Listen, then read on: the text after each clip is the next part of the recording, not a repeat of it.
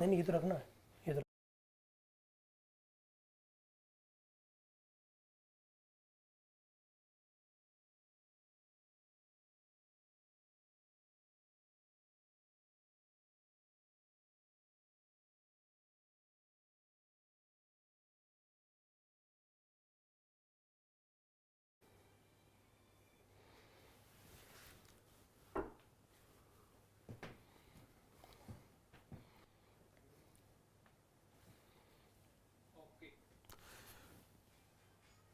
Hello नमस्कार साथियों, संविधान सभा के 5वें सत्र के ऐतिहासिक कार्यवाही में आप सभी का दिल खोलकर स्वागत है। राजनीति विज्ञान विभाग, लोक प्रशासन विभाग तथा नेहरू स्टडी सेंटर, जय नारायण व्यास यूनिवर्सिटी जोधपुर के संयुक्त तत्वाधान में संविधान सभा की 5वां जो सत्र है, जो 14 अगस्त से 30 अगस्त 1947 को आयोजित किया गया था। और मैं आप मुझे बताते हुए बड़ी खुशी हो रही है और मेरे चेहरे पर आप उस गर्व को महसूस करेंगे कि जो संविधान सभा के अंदर जो कुछ भी हुआ था, ये जो पुस्तक आपको दिखाई दे रही है, इस पुस्तक के अंदर संविधान सभा की बैठकों पर जो चर्चाएं हुई, जो बात वहां पर रखी गई थी संविधान सभा के मेंबर्स के द्वारा, वो सब इसके अंदर संग्रहित है, जिसमें आपको डॉक्टर दिनेश गहलोत सर के द्वारा हर बात को स्पष्ट तरीके से बताया जाएगा। एक लाइन, 4 लाइन में आपके इस कार्यक्रम की शुरुआत के साथ मैं आप सभी से कहूंगा कि वसुंधरा में मग्न होकर अन्न उगाने वाला वो किसान है, वसुंधरा में मग्न होकर अन्न उगाने वाला वो किसान है, जान लगा दुश्मनों से देश को बचाने वाला वो जवान है,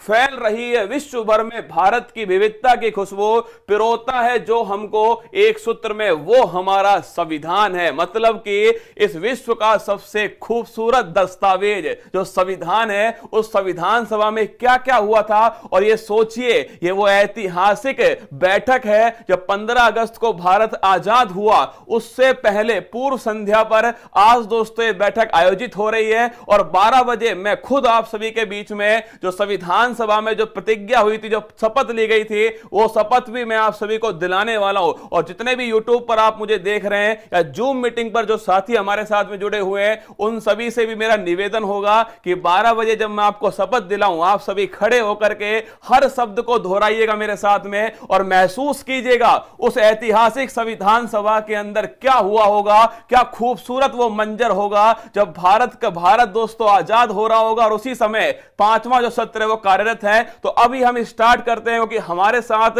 जिस प्रकार संविधान सभा में हर मिनट का हिसाब देना था, उसी प्रकार हमें भी हर मिनट का हिसाब देना होगा। तो हमारे साथ में आगे की कार्यवाही को बढ़ाने के लिए प्रोफेसर कांता मैम जो हमारे बीच में उपस्थित है, तो मैं चाहूंगा कि वो आगे की कार्यवाही को आगे बढ़ाएं। Ma'am. Thank you Kumar Gaurav ji. Virtual mode से जुड़े हमारे अतिथियों और प्रतिभागियों को मेरा नमस्कार। मैं आप सभी का स्वागत और अभिनंदन करती हूँ। संविधान सभा के 5वें सत्र में हुई चर्चाओं पर ऑनलाइन वर्कशॉप का आयोजन किया जा रहा है। इसके लिए मैं जय नारायण व्यास विश्वविद्यालय के honourable vice chancellor professor K L. Srivastava ji और कला संकाय के अधिष्ठाता प्रोफेसर के.एल. रेगर साहब का साथ हमें हमेशा मार्गदर्शन मिला है, उनको साधुवाद देती हूँ। इस कार्यशाला की यह खूबसूरती रही है कि हम संविधान में हुई चर्चाओं को ज्यों का त्यों उसी तारीख उसी समय प्रस्तुत करते हैं, जिससे उन ऐतिहासिक पलों में जीवंतता का एहसास होता है। अभी पूरा भारत आजादी का अमृत महोत्सव मना रहा है। आज हमारे लिए बहुत ही खुशी और गर्व का दिन है कि आज की कार्यशाला के मुख्य अतिथि के रूप में हमारे साथ हैं इलाहाबाद हाई कोर्ट के honourable former chief justice Govind Mathur साहब। मैं आपका तहे दिल से स्वागत और अभिनंदन करती हूँ। मैं आपका स्वागत करती हूँ राजनीति विज्ञान विभाग, लोक प्रशासन विभाग और नेहरू अध्ययन केंद्र की तरफ से तथा संपूर्ण जेएनवीयू परिवार की तरफ से। Honourable former chief justice Govind Mathur साहब का जोधपुर से घनिष्ठ संबंध रहा है। आपने जोधपुर से शिक्षा ग्रहण की और अपने करियर की शुरुआत राजस्थान हाई कोर्ट जोधपुर से की। ऑनरेबल जस्टिस माथुर साहब को 2 सितंबर 2004 को राजस्थान हाई कोर्ट का एडिशनल जज नियुक्त किया गया। फिर 29 मई 2006 को परमानेंट जज के रूप में पदोन्नत किया गया। इसके बाद 21 नवंबर 2017 को आपको इलाहाबाद हाई कोर्ट में नियुक्ति का मौका मिला कुछ समय वहां आपने कार्यवाहक मुख्य न्यायाधीश के रूप में कार्य किया। तत्पश्चात 14 नवंबर 2018 को राज्यपाल राम नाईक ने आपको इलाहाबाद हाईकोर्ट के मुख्य न्यायाधीश पद की शपथ दिलाई। यहां मैं बताना चाहूंगी कि इलाहाबाद उच्च न्यायालय भारत का सबसे बड़ा उच्च न्यायालय है। यहाँ सैंक्शन जजेस की संख्या 160 है, 160 है, जो भारत में ही नहीं एशिया में सर्वाधिक है। ऐसे उच्च न्यायालय में मुख्य न्यायाधीश बनना अपने आप में बहुत अधिक प्रतिष्ठा और गौरव की बात है। यहाँ आपका कार्यकाल 2 वर्ष से अधिक रहा। 13 अप्रैल 2021 को आपका कार्यकाल समाप्त हुआ। आपने कुल मिलाकर 21 वर्ष वकील के रूप में और 17 वर्ष जज के रूप में सेवाएं दी। आपका संपूर्ण कार्यकाल उपलब्धियों से भरा रहा।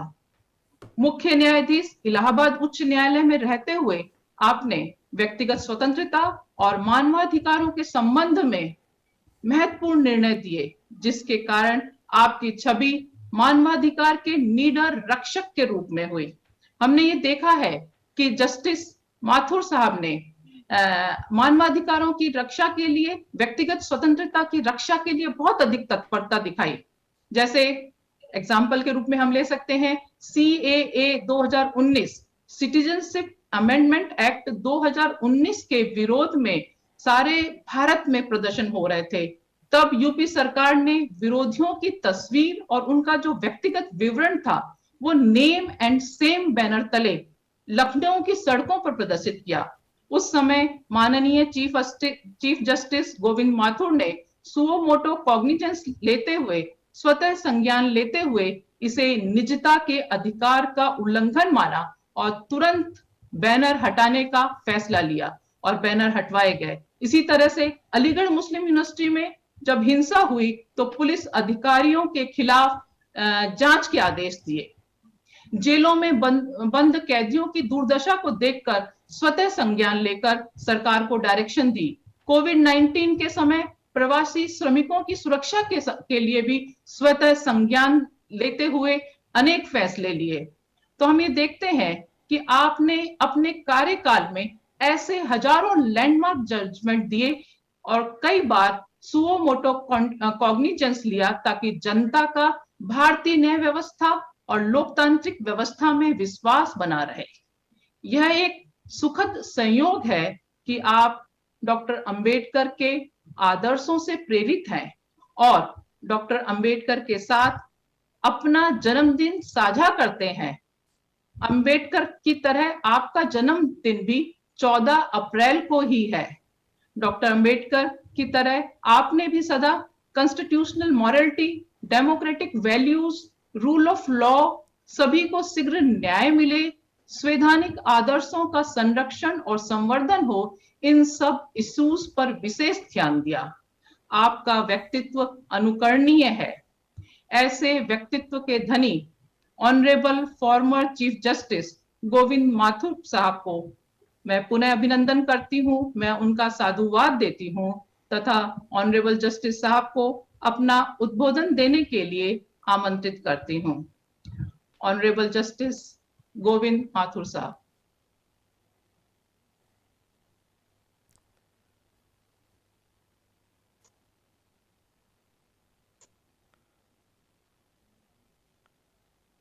सर आपकी आवाज नहीं आ रही है, अनम्यूट कीजिए सर। कुलपति जी प्रोफेसर KL श्रीवास्तव साहब, कला संकाय के अधिष्ठाता प्रोफेसर KL रेगर साहब, नेहरू स्टडीज सेंटर के निदेशक डॉक्टर दिनेश कुमार गहलोत, राजनीति विज्ञान विभाग की अध्यक्षा प्रोफेसर कांता कटारिया जी, लोक प्रशासन विभाग की विभागाध्यक्ष प्रोफेसर मीना बर्डिया जी, आज की सभा से सीधे रूप से जुड़े हुए सभी भागीदार, शिक्षकगण, विद्यार्थीगण, देवी और सज्जनों, सबसे पहले आप सभी को आजादी के अमृत महोत्सव की हार्दिक शुभकामनाएं।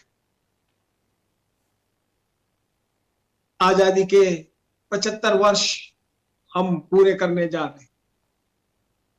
किसी भी लोकतंत्र के लिए 75 वर्ष का 75 वर्ष का समय काफी होता है कि उसकी संवैधानिक मान्यताएं, उसकी लोकतांत्रिक मान्यताएं, उसका पूर्ण तंत्र जो कि जनता के हित में है, वह परिपक्वता को प्राप्त करे। मुझे यह कहने के अंदर जरा भी संकोच नहीं है कि हमारे लोकतंत्र के 75 वर्ष सफल लोकतंत्र को इंगित करते हैं।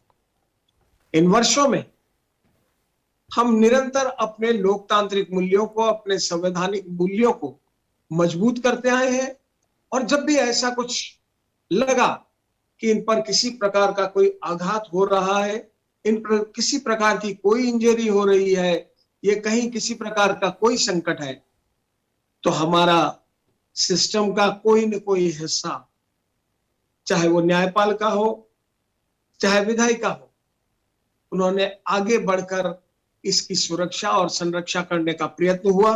और जब हमारे संवैधानिक तंत्र यह कार्य पूर्ण न करने में जब कभी भी अगर सक्षम न रहे हो, तो ऐसे समय के अंदर लोग स्वयं, जन स्वयं आगे बढ़ करके उन्होंने हमारे संवैधानिक मूल्यों की सुरक्षा की।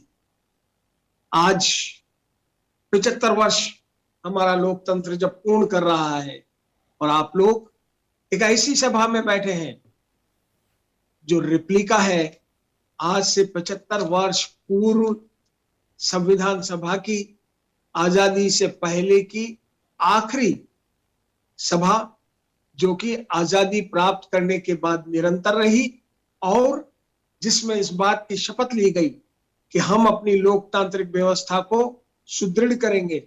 हमने इस बात की शपथ ली कि यह देश एक ऐसा देश बनेगा जिसके अंदर संवैधानिक मूल्यों की सुरक्षा होगी, संरक्षकता होगी, और इस देश का आम नागरिक किसी प्रकार के विभेद का शिकार नहीं होगा, किसी प्रकार के शोषण का शिकार नहीं होगा।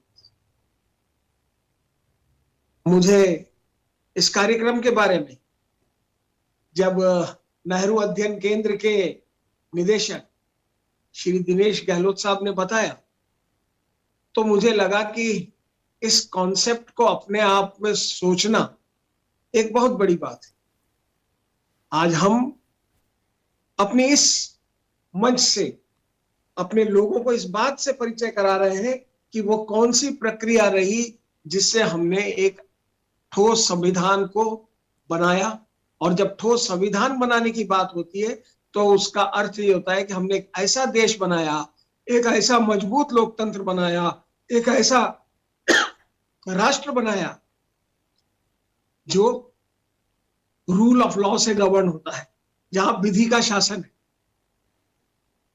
आज इस मंच से, इस सभा से न केवल विद्यार्थी बल्कि मेरे जैसे कई लोग आज अपनी संविधान सभा के इन सभी बहस को, संविधान सभा की विभिन्न कमेटियों के अंदर जो प्रस्ताव पारित किए गए उनसे न केवल परिचित हो रहे हैं बल्कि इस बात को समझ रहे हैं कि वो सारी प्रक्रिया क्या थी जिसके जरिए हम एक मजबूत लोकतंत्र की ओर आगे बढ़े। मित्रों, भारत के संविधान हमारा एक ऐसा डॉक्यूमेंट है, ये कोई विधिक डॉक्यूमेंट मात्र नहीं, ये कोई राजनीतिक डॉक्यूमेंट मात्र नहीं, लेकिन ये एक सामाजिक दस्तावेज भी है। यह हमारे को एक लोकतंत्र में जीने का तरीका सिखाता है। जिसने संवैधानिक मूल्यों को सीख लिया, जिसने संवैधानिक मूल्यों को अपने जीवन में अंगीकार किया, वो निश्चित रूप से एक सफल नागरिक है। आप इस बात को देखें कि हमारी संविधान सभा कितनी बहस के बाद, कितनी अलग अलग कमेटियों की रिपोर्ट्स को गहन अध्ययन के बाद में उन्होंने संविधान बनाया और उसने इस संविधान को अंगीकृत किया। आज ये संविधान ही है जिसकी वजह से भारत एक सफल राष्ट्र है। जिस वक्त भारत आजाद हुआ, संविधान सभा पहले जिस वक्त तक विभाजन की बात नहीं थी, एक संविधान सभा थी, लेकिन जिस समय विभाजन होना निश्चित हुआ उस समय हिंदुस्तान के लिए एक संविधान सभा और पाकिस्तान के लिए अलग संविधान सभा बनी। भारत की संविधान सभा एक बहुत परिपक्व संस्था थी, एक ऐसी संस्था जिसमें केवल प्रबुद्ध लोग ही नहीं बल्कि संघर्षशील लोग भी थे, जमीन से जुड़े हुए लोग भी थे, जिन्हें मालूम था कि एक मजबूत देश कैसे बनाया जाता है। और यही वजह थी कि भारत में संविधान का निर्माण बहुत शीघ्र 26 नवंबर 1949 को भारत का संविधान अंगीकृत कर लिया गया, स्वीकार कर लिया गया और 26 जनवरी 50 को लागू कर दिया गया। यह हमारी संविधान सभा की एफिशिएंसी थी, एफिकेसी थी। इस संविधान सभा के अध्यक्ष डॉक्टर राजेंद्र प्रसाद ने आज के इसी संविधान सभा के भाषण के अंदर विभाजन की विभीषिका को चिंता व्यक्त करते हुए नए राष्ट्र पाकिस्तान को बधाई दी कि वो भी एक मजबूत राष्ट्र बने। लेकिन शायद एक ठोस और मजबूत संविधान सभा के अभाव में पाकिस्तान को लोकतंत्र बनने के अंदर कई वर्ष लग गए।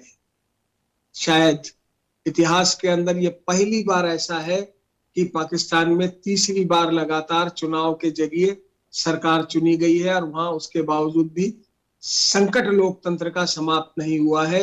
लेकिन भारत में ऐसी स्थिति नहीं है और इसकी वजह यही है कि भारत की संविधान सभा एक ऐसा संविधान दे सकी जिसके जरिए एक मशाल के रूप में, एक दिग्दर्शक के रूप में हम अपने संवैधानिक मूल्यों के साथ आगे बढ़ सके।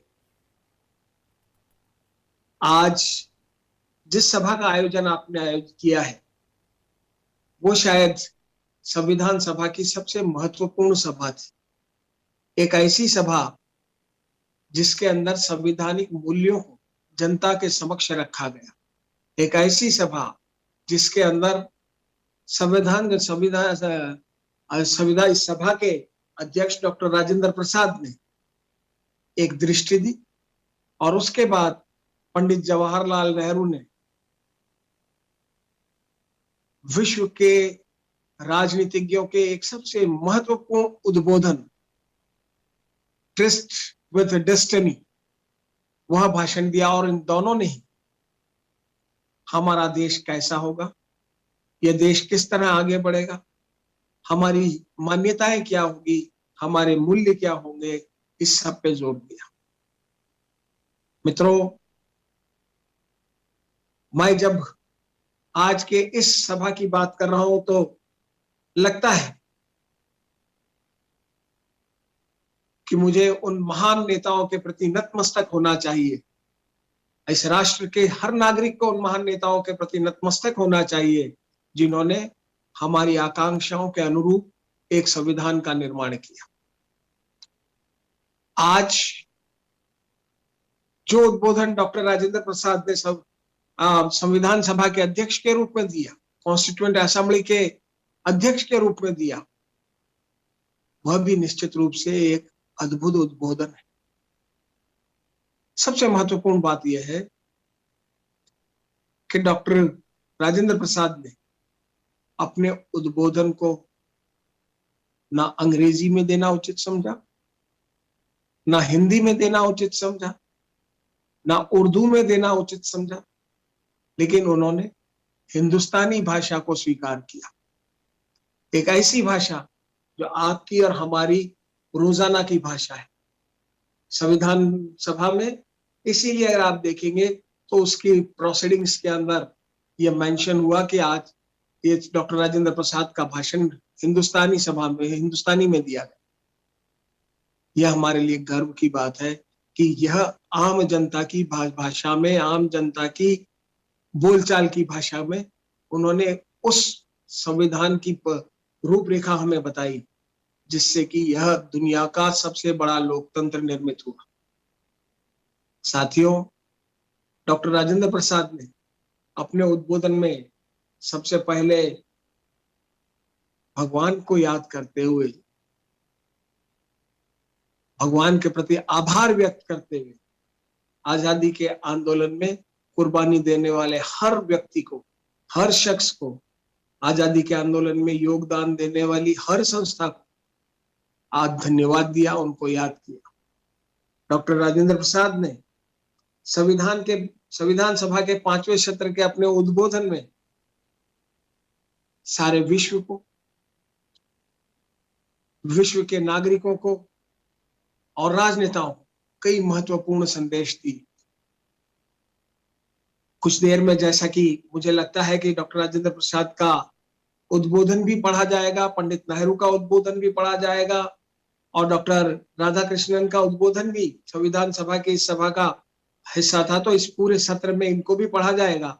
और मेरा विश्वास है कि आप सभी इन विभिन्न उद्बोधनों से, जो उनके अंदर हमारे संविधान के बारे में, उनके मूल्यों के बारे के अंदर जो डिस्कस किया गया है और जो उन्हें कहा गया है, उन्हें ठोस रूप से अपने डे टू डे लाइफ में अंगीकृत करेंगे। डॉक्टर राजेंद्र प्रसाद ने बहुत सम्मान के साथ महात्मा गांधी को याद किया, और महात्मा गांधी को याद करने का अर्थ है कि उनके उन सिद्धांतों को याद किया जिनके आधार पर आजादी के आंदोलन का एक महत्वपूर्ण हिस्सा, हम जिसके साथ उन आदर्शों को लेकर के आगे बढ़ा। डॉक्टर राजेंद्र प्रसाद ने विश्व को यह याद दिलाया कि हमारा रास्ता अहिंसा का होगा। उन्होंने अहिंसा और शांति, इसे भारत, नए भारत, नवीन भारत, उदयमान भारत, उसके सबसे बड़े आदर्शों के रूप में याद किया। उन्होंने ये याद दिलाया कि भारत मित्रता और सद्भाव के साथ आगे बढ़ेगा। उन्होंने बहुत स्पष्ट रूप से एक फ्रेज उन्होंने कहा कि हम मित्रता और सद्भाव के साथ आगे बढ़ेंगे, हम किसी के खिलाफ नहीं होंगे और हम नहीं चाहेंगे कि कोई भी हमारे खिलाफ हो। शायद यही वो मूल्य था जो आगे जाकर हमारे गुटनिरपेक्ष आंदोलन का प्रणेता बनने का, उस गुटनिरपेक्ष आंदोलन का अगुवा बनने का आधार बना। उन्होंने हमारी आकांक्षाओं की ओर भी इशारा किया। उन्होंने कहा कि हमारी स्वतंत्रता, हमारी हमारी अपेक्षा है कि हमारी स्वतंत्रता हमारी संप्रभुता को मजबूत करे और साथ के साथ ये मानव मात्र के लिए शांति लेकर के आए। एक बहुत महत्वपूर्ण बात जो उनके उद्बोधन में है वह है कि उन्होंने जहां पाकिस्तान को शुभकामनाएं देते हुए हिंदुस्तान के सारे अल्पसंख्यकों को इस बात को भरोसा दिलाया कि इस देश के अंदर उनके सारे अधिकार सुरक्षित और संरक्षित रहेंगे। उन्होंने अल्पसंख्यकों को यह विश्वास दिलाया कि उनका धर्म, उनकी संस्कृति, उनकी भाषा, वह सभी न केवल सुरक्षित रहेगी बल्कि उनको समृद्ध करने के प्रयत्न भी किए जाएंगे। धर्मनिरपेक्षता का आधार हमारी संविधान सभा के कई जगह पर जहां नजर आता है वो बहुत स्पष्ट रूप से डॉक्टर राजेंद्र प्रसाद के उद्बोधन में दृष्टिगोचर होता है। एक बहुत महत्वपूर्ण बात जो इस उद्बोधन में है कि हम जब अपने आजादी के आंदोलन की बात करते हैं, हमारे पूरे के पूरे आंदोलन की जब बात करते हैं, तो डॉक्टर राजेंद्र प्रसाद बहुत स्पष्ट रूप से कहते हैं कि हमारे आंदोलन का पहला चरण आज पूर्ण होने जा रहा है।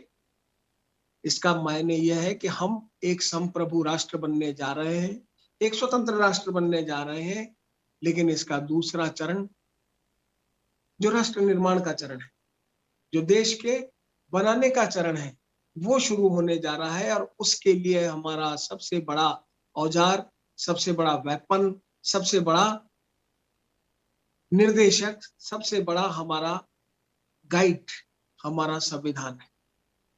और उन्होंने इस बात को बहुत ठोस रूप से कहा कि हम अपने संविधान के साथ इस बात का भरोसा इस देश की जनता को दिलाते हैं कि हम गरीबी, भूख, व्याधि, शोषण, विभेद और एक सम्मानजनक जीवन के लिए निरंतर प्रयत्न करेंगे, निरंतर आगे बढ़ेंगे और यही हमारे हर एक नागरिक को दिए जाने के आदर्श होंगे।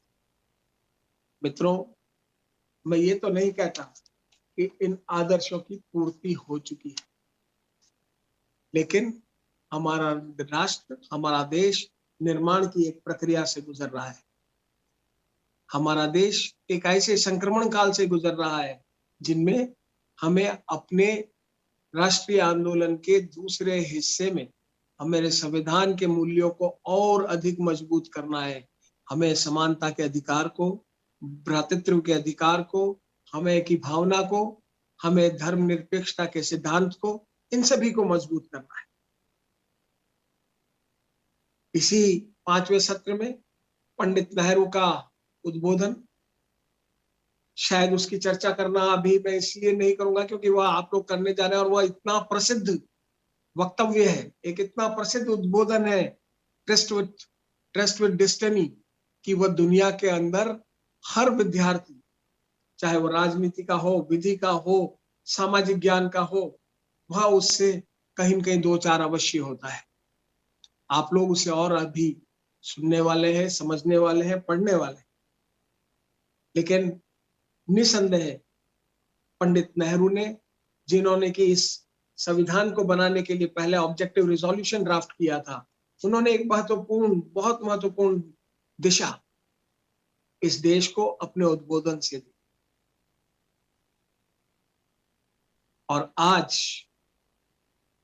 75 वर्ष बाद अगर हम एक मजबूत और ठोस देश के रूप में खड़े हैं, तो उसमें भारत के संविधान और उसमें दिए गए आदर्शों का, उसमें स्वीकार किए गए मूल्यों का, जो कि संविधान सभा में बहुत गहन अध्ययन के बाद बनाए गए, उनका एक महत्वपूर्ण योगदान है। मित्रों, मैं न्यायपालिका से जुड़ा रहा हूं, अधिवक्ता के रूप में और एक न्यायाधीश के रूप में। आज जब हम ये बात करते हैं कि क्या आज जो ये कार्यक्रम आप आयोजित कर रहे हैं, जो ये 5वां सत्र है, कुल 11 सत्र होंगे, इनके अंदर संविधान सभा की सभी बहसों को पढ़ा जाएगा, सोचा जाएगा, समझा जाएगा, उसकी कमेटियों की रिपोर्ट्स को पढ़ा जाएगा, उनका अवलोकन किया जाएगा, उनका अध्ययन किया जाएगा। शायद आप ये सोचे कि क्या एक संविधान हाथ में आने के बाद क्या इस सारी बहस की, इस सारे चर्चा की कोई आवश्यकता है? मैं आपको बताऊं कि यह हमारे लिए नितांत आवश्यक है। मैंने प्रारंभ में ही कहा कि भारत का संविधान एक सोशल डॉक्यूमेंट भी है, और जब यह एक सोशल डॉक्यूमेंट है, यह हमारे एक जीवन का हिस्सा है, तो ऐसे के अंदर यह आवश्यक है कि हम अपने संविधान की हर चीज को समझें, क्योंकि इन्हीं बहस के आधार पर हम इनका सबका निर्वचन कर सकते हैं, इंटरप्रिटेशन कर सकते हैं। ऐसे बहुत से फैसले हैं, अगर आप सुप्रीम कोर्ट के सारे जजमेंट्स को देखेंगे 1950 से आज तक, तो आप पाएंगे कि जब भी किसी प्रकार का कोई संकट, संवैधानिक संकट आया, तो उसके हल के लिए संविधान सभा की बहस, संविधान सभा की रिपोर्ट्स और संविधान सभा के अंदर लिए गए निर्णय, उन सभी के आधार पे इंटरप्रिटेशन की गई।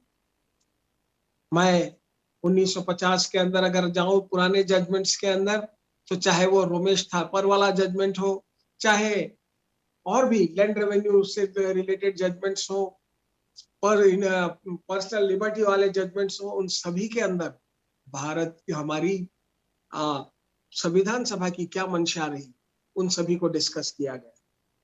ज्यादा पुरानी बात नहीं, अभी कुछ वर्ष पूर्व, बल्कि 2 वर्ष पूर्व मध्य प्रदेश विधानसभा का जब संकट खड़ा हुआ, जब यह आया कि विधानसभा के अंदर एक दल विशेष की मेजॉरिटी है या नहीं, और गवर्नर ने इस बात का आदेश दिया कि एक निश्चित तिथि तक, जो शायद 2 दिन के अंतराल के बाद ही थी, मुख्यमंत्री अपना बहुमत सिद्ध करें। विधानसभा बुलाई गई, लेकिन उसके अंदर उसको स्थगित कर दिया गया, कोरोना की वजह से हो चाहे और भी कोई वजह रही हो।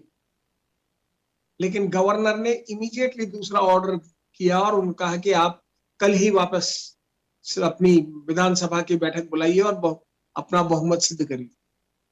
मामला जब सर्वोच्च न्यायालय में गया तो सर्वोच्च न्यायालय ने एक बार फिर से, वहां एक अधिवक्ता ने इस बात पर आपत्ति भी जताई कि इन कई प्रश्नों को SR बोम्मई के केस में और उसके पहले अरुणाचल विधानसभा के केस के अंदर इन चीजों को देख चुके हैं, इसलिए बार बार शायद हमें इन बहस की ओर जाने की आवश्यकता न रहे। लेकिन सर्वोच्च न्यायालय ने एक बार पुनः संविधान सभा की बहस का अवलोकन किया, उनके सामने उनके क्या भावना रही थी वो उसका बहस की गई, और उसके उपरांत सर्वोच्च न्यायालय का फैसला आया।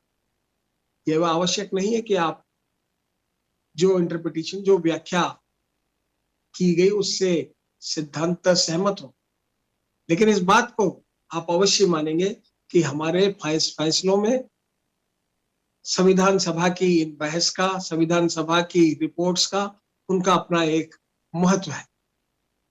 चाहे ऐसे आपको ढेरों फैसले मिलेंगे, लेकिन मैं मानता हूं कि ये सिर्फ न्यायालय नहीं, हमारी एग्जीक्यूटिव के लिए भी बहुत जरूरी है कि वह संविधान सभा की मंशा को देखते हुए संवैधानिक मूल्यों की और संविधान के प्रावधानों को पूरी तरह से लागू करे। अगर हम संविधान के सभी प्रावधानों को लागू करते हैं तो मेरा विश्वास है कि हमारे जो नीति निर्देशक तत्वों के अंदर जो आदर्श हमारे सामने हैं उनको प्राप्त करने में हमें देर नहीं लगी। मैं एक बार फिर बधाई देता हूं आयोजक गण को, राजनीति विज्ञान विभाग, लोक प्रशासन विभाग और नेहरू अध्ययन केंद्र। मैं निश्चित रूप से आप लोग बहुत बधाई के पात्र हैं, और मैं आप सभी का आभारी हूं कि आपने हम सभी को इस बात का यह अवसर दिया कि हम अपनी संविधान सभा की सभी बहस और उनकी कमेटियों की रिपोर्ट्स उनकी और एक बार देख सकें और अपने जीवन में अपने संवैधानिक मूल्यों को और प्रखर रूप से और प्रभावी रूप से उनको हम लागू कर सकें। बहुत आभार, बहुत धन्यवाद आपका, जो आपने मुझे यहाँ आने का अवसर दिया, मुझे अपनी बात कहने का अवसर दिया। और साथ के साथ मैं दिनेश जी का इस बात के लिए भी आभारी हूँ कि उन्होंने पहले के सारे जो सत्र हुए उनके लिंक्स मेरे को भेजे, और मैं आपको इस बात का विश्वास दिलाता हूं कि मैं उनको पूरी तरह से सारे के सारे सत्रों को अच्छी तरह से उनको देखूंगा और उनसे समझने का प्रयत्न करूंगा। आपको बहुत शुभकामनाएं, धन्यवाद। Thank you very much sir, आपने अपने सुंदर उद्बोधन से हमें जो लाभान्वित किया। आपके व्यस्त शेड्यूल के बावजूद भी और रात को इतने देर तक जगकर, क्योंकि हमेशा आपका मार्गदर्शन, आपका सानिध्य हम लोगों को मिलता रहा। पहले भी नेहरू स्टडी सेंटर के एक वेबिनार में आपने हमें अपने आशीर्वचन से लाभान्वित किया था। सर, मैं अब एक औपचारिक जो आपका आभार व्यक्त करने के लिए हमारे कला संकाय के अधिष्ठाता प्रोफेसर KL रैगर साहब से निवेदन करूंगा कि सर का औपचारिक आभार व्यक्त करें। प्रोफेसर KL रैगर साहब।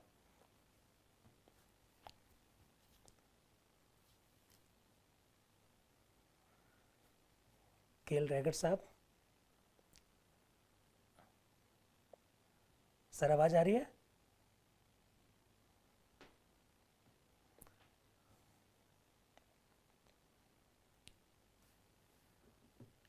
क्या वो सर जुड़ नहीं पाए? हाँ KL सर, रैगर साहब जुड़े हुए ना? सर को जोड़िए। सर आप सर अनम्यूट कीजिए। सर अनम्यूट कीजिए। हाँ, सर को अनम्यूट करने का कहो। जी सर। हाँ, नमस्कार दिनेश जी। जी सर, आवाज आ रही है सर? जी सर। हाँ, मुझे तो आ रही है सर। जी जी जी सर। हाँ सर। जयनारायण व्यास विश्वविद्यालय जोधपुर के नेहरू अध्ययन केंद्र राजनीति विज्ञान विभाग और लोक प्रशासन विभाग के संयुक्त तत्वावधान में संविधान सभा की जीवन चर्चा हो रही है।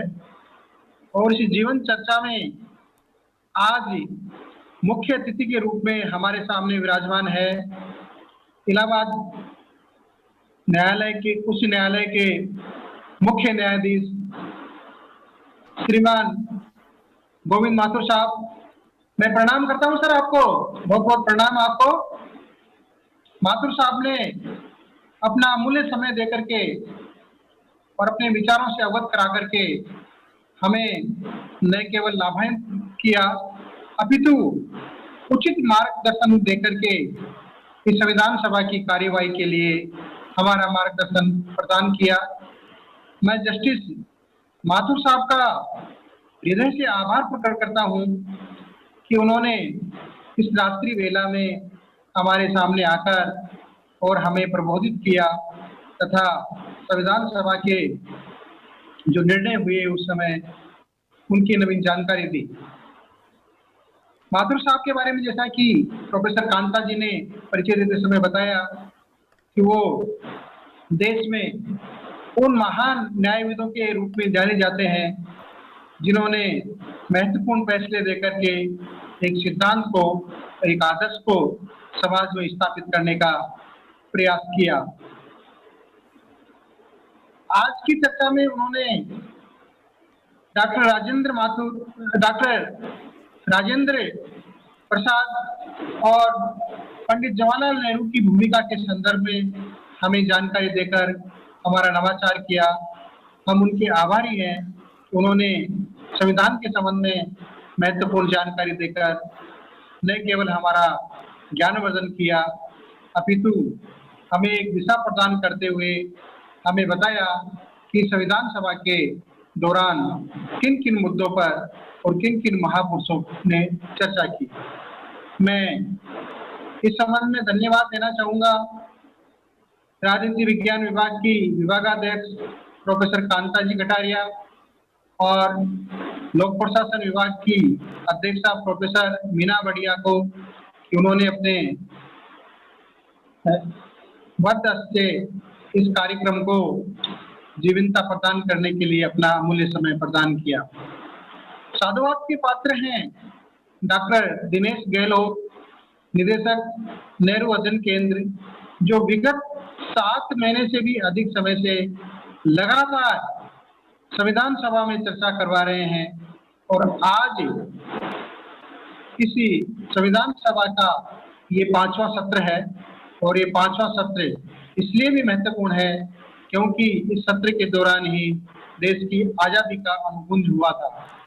आज से 75 साल पहले का समय जब हम याद करते हैं तो हम रोमांचित होते हैं। हम उस समय हमारे बाप दादा उस समय मौजूद थे। मैं तो आजादी की कोई 20-22 बाद में जन्म मेरा हुआ और आज हम उन स्थितियों को संविधान सभा की इस बहस के अंतर्गत जीवित रूप में देखते हैं तो हमारा रोमांचित होना लाजिमी है। इस कार्यक्रम को डॉक्टर दिनेश गहलोत जिस प्रतिबद्धता से निर्वहन कर रहे हैं ये अपने आप में एक मिसाल है और मैं समझता हूं कि इस तरह की कार्यशाला का आयोजन पूरे देश भर में कहीं पर भी नहीं हो रहा। जय नारायण व्यास विश्वविद्यालय का नेहरू अध्ययन केंद्र और राजनीति विज्ञान विभाग इस कार्यशाला को आयोजन कर एक नवाचार का काम कर रहा है और साथ में संविधान के प्रति न केवल हमारी जागरूकता को बढ़ा रहे हैं अपितु संविधान के प्रति जो साक्षर होना चाहिए या जो जानकारी होनी चाहिए देशवासियों को उसको देने का इसी मंच के माध्यम से YouTube के माध्यम से आप प्रयास कर रहे हैं। और जब हम देश की आजादी का अमृत महोत्सव मना रहे हैं तो कई तरह की समस्याएं से हम जूझ रहे हैं। हमने देश की आजादी के समय जिन सपनों को संजोया था यद्यपि हमने उनमें से बहुत सारे सपने पूरे कर लिए हैं लेकिन आज भी कुछ ऐसे सपने हैं जिनको हम पूर्ण नहीं कर पाए हैं। हम संकल्प लेते हैं आज के इस दिन से कि हम उन अधूरे सपनों को पूर्ण करने के लिए हम निरंतर प्रयत्न करें और कंधे से कंधे मिला करके हम शासन, प्रशासन, समाज और समाज के दिनेश जी जैसे जो कार्यकर्ता हैं उनका साथ देकर के हम उनका उत्साह बढ़ाएं। मैं एक बार उन्हें शुभकामनाएं देता हूं और हमारे कुलपति महोदय प्रोफेसर के.एल. श्रीवास्तव का आभार प्रकट करता हूं कि उनके मार्गदर्शन में हम इस तरह के नवाचार करते हैं और उन्हीं के आशीर्वाद से ही हम इस तरह के कार्यशालाएं या जो भी एकेडमिक कार्य हैं उनको संपन्न करने की हिम्मत रखते हैं। तो इस अवसर पर मैं उनका भी आभार प्रकट करना चाहूंगा कि वो हमें बार बार इस कार्यक्रम की ओर, इस तरह के कार्यक्रम की ओर प्रेरित करते हैं। साधुवाद के पात्र पुनः पुनः दिनेश जी हैं कि उन्होंने मुझे मंच प्रदान करके और बार बार मुझे याद करते हैं, तो मेरा दायित्व बनता है कि मैं उनको प्रोत्साहित करने के लिए इस मंच से जुड़ूं। दिनेश जी का एक बार बहुत बहुत आभार, धन्यवाद। जय भारत, जय संविधान। Thank you very much sir. पहले माधुर साहब का उद्बोधन और इसके बाद में आपका ये जो हमें आशीर्वाद मिला, इसके बाद हमें पूरा विश्वास है कि जो ऊर्जा हमें संचारित हुई है उससे हमारे जो YouTube के जो साथी जुड़े हुए हैं, इससे हमारे जो Zoom के जो साथी जुड़े हुए हैं उनमें बड़ी ज़बरदस्त उत्साह बढ़ गया है। मुझे पूरा मालूम है कि आज जब 11:10 हो रहे हैं और हमारी संविधान सभा जब 11 बजे बैठी थी और 12 बजे तक लगातार चर्चा करने के बाद 12 बजे संविधान सभा के सदस्यों ने जो शपथ ली थी, आज जब हम उस शपथ को लेंगे तो हमारे जो YouTube और जो Zoom के जो साथी हैं उनमें जो उत्साह, उनमें जो उमंग, उनमें जो तरंगे बढ़ने वाली है, जिस उद्देश्य को लेकर हम कार्यक्रम कर रहे हैं, मुझे लगता है वो हमारा उद्देश्य पूरा हो जाएगा। तो दोस्तों, अब मैं सीधा आपको संविधान सभा में लेके जाता हूं। 14 अगस्त 1947 को हमारी संविधान सभा में क्या क्या हुआ उस विषय पर चर्चा करेंगे। आपके सामने पूरी की पूरी PDF फाइल हमारे सामने है, आप देख सकते हैं। उस दिन बृहस्पतिवार था, 14 अगस्त सन 1947। भारतीय विधान परिषद, मैंने बार बार कहा है कि संविधान सभा के लिए विधान परिषद शब्द का प्रयोग किया गया, का सरकारी जो रिपोर्ट है उसका हिंदी संस्करण आपके सामने रखा जा रहा है। और क्या क्या हुआ अभी से सुन लीजिए। YouTube और Zoom के जो साथी है लगातार मैसेज कर रहे हैं, सर बता तो दो हुआ क्या क्या 14 अगस्त को। तो 14 अगस्त की आधी रात को जब संविधान सभा बैठी थी, उस दिन किन किन विषय पर चर्चा हुई जरा एक बार देखिएगा। सबसे पहले वंदे मातरम का गायन किया गया। क्या हम भी वंदे मातरम का गायन करेंगे? अभी देखेंगे कि हम क्या क्या करने वाले हैं। फिर हुआ डॉक्टर राजेंद्र प्रसाद जी का अध्यक्ष उद्बोधन। इसके बाद में सदस्यों द्वारा प्रतिज्ञा ग्रहण संबंधी प्रस्ताव पारित किया गया। आप लोग जानते हैं जब कुमार आपसे जुड़े हैं और कुमार जब आपसे सोशल मीडिया पर पहले जब मुखातिब हुए तब आपको एक बात कही कि मैं 12 बजे आऊंगा आपके बीच में और 12 बजे मैं आप लोगों को एक शपथ दिलाने वाला हूं। कौन सी शपथ है? हमारे संविधान सभा के सदस्यों ने उस दिन किस बात की शपथ ली? क्योंकि अब तक आप लोगों ने जो 4 सत्र देखे, इस प्रकार की किसी शपथ का उल्लेख नहीं आया। आज संविधान सभा के सदस्य शपथ लेंगे। और दोस्तों, बिल्कुल मैं आपको बताना चाहता हूं कि आज जब संविधान सभा के सदस्य शपथ लेंगे तो किस बात की शपथ लेंगे और उस संदर्भ में जो प्रस्ताव पारित किया जाएगा उस प्रस्ताव में और क्या बातें लिखी हुई है। इसके बाद में सीन दूसरा हो जाएगा। 15 अगस्त 1947 को यानी कल सुबह जब संविधान सभा की बैठक होगी, उस समय बहुत सारे सदस्य आपको और शपथ लेते हुए दिखाई देंगे। तो वो शपथ क्या है उस पर चर्चा करेंगे। इसके बाद में हमारी संविधान सभा के पास सारी सत्ता आ गई। बहुत ध्यान से सुनिएगा, हमारी संविधान सभा के पास आज सत्ता आएगी और आज ही लॉर्ड माउंटबेटन भारत के वाइसराय के रूप में नियुक्त किए जाएंगे। इस संदर्भ में प्रस्ताव पारित होगा और उसके बाद में राष्ट्रीय ध्वज जो है हमारा तिरंगा, हमारे देश में कल यानी 13 अगस्त से 15 अगस्त के बीच में हर घर तिरंगा अभियान चलाया जा रहा है। राष्ट्रीय ध्वज तिरंगा आज भेंट किया जाएगा। कौन भेंट करेगा, किसको भेंट करेगा, किसके नाम से भेंट करेगा, इन सारे मुद्दों पर चर्चा करेंगे। और इसके बाद में राष्ट्रीय गीतों का गायन होगा, जनगण मन होगा, सारे जहां से अच्छा हिंदुस्तान हमारा, ये जो गान है इसका भी गायन होगा। आज संविधान सभा में ये कुछ होगा। आगे बढ़ते हैं दोस्तों, ये देखिए भारतीय संविधान सभा बृहस्पतिवार 14 अगस्त सन 1947 देख सकते हैं। 5वां अधिवेशन कॉन्स्टिट्यूशन हाउस नई दिल्ली में रात के 11 बजे 11:15 हमारे यहां पर हो रहे। 14 अगस्त 1947 की रात को 11 बजे संविधान सभा की बैठक शुरू हो रही है। रात को 11 बजे अध्यक्ष माननीय डॉक्टर राजेंद्र प्रसाद के सभापतित्व में प्रारंभ हुआ, यानी संविधान सभा की बैठक शुरू हो रही है साथियों, डॉक्टर राजेंद्र प्रसाद की अध्यक्षता में शुरू हो रही है और रात को 11 बजे शुरू हो रही है। और पहले लिखा हुआ है वंदे मातरम का गान। वंदे मातरम का गान क्या है गान, जरा देखिएगा। अध्यक्ष बोल रहे हैं कार्यक्रम का पहला विषय है वंदे मातरम का गान, हम सब खड़े होकर इसे सुनेंगे। अब मैं आप लोगों से भी निवेदन करूंगा कि आप लोग जो अपने अपने स्थान पर बैठे खड़े हो जाइए। हम वंदे मातरम का गान करने वाले हैं। वंदे मातरम पूरा तो नहीं करेंगे क्योंकि संविधान सभा में भी पूरा नहीं हुआ था। देखिए आगे लिखा हुआ है, श्रीमती सुचिता कृपलानी जो कि संयुक्त प्रांत से हैं, ने वंदे मातरम गान का प्रथम पद गाया, यानी वंदे मातरम पूरा नहीं गाया गया, उसका प्रथम पद गाया गया। तो मेरा सभी साथियों से निवेदन है कि सभी अपने स्थान से खड़े हो जाए क्योंकि हम संविधान सभा की हूबहू चर्चा कर रहे हैं। मेरा आप लोगों से निवेदन है आप अपने स्थान से खड़े हो और वंदे मातरम का पहला जो पद है वो आपके सामने रखा जाएगा। टेक्निकल टीम से मेरा निवेदन है कि वो प्रथम पद हमारे साथियों के सामने रखा जाए।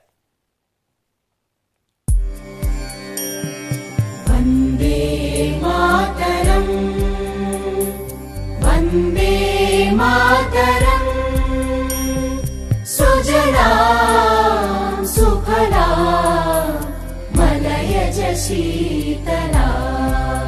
सुना आप लोगों ने वंदे मातरम, आपको सुनाई दिया?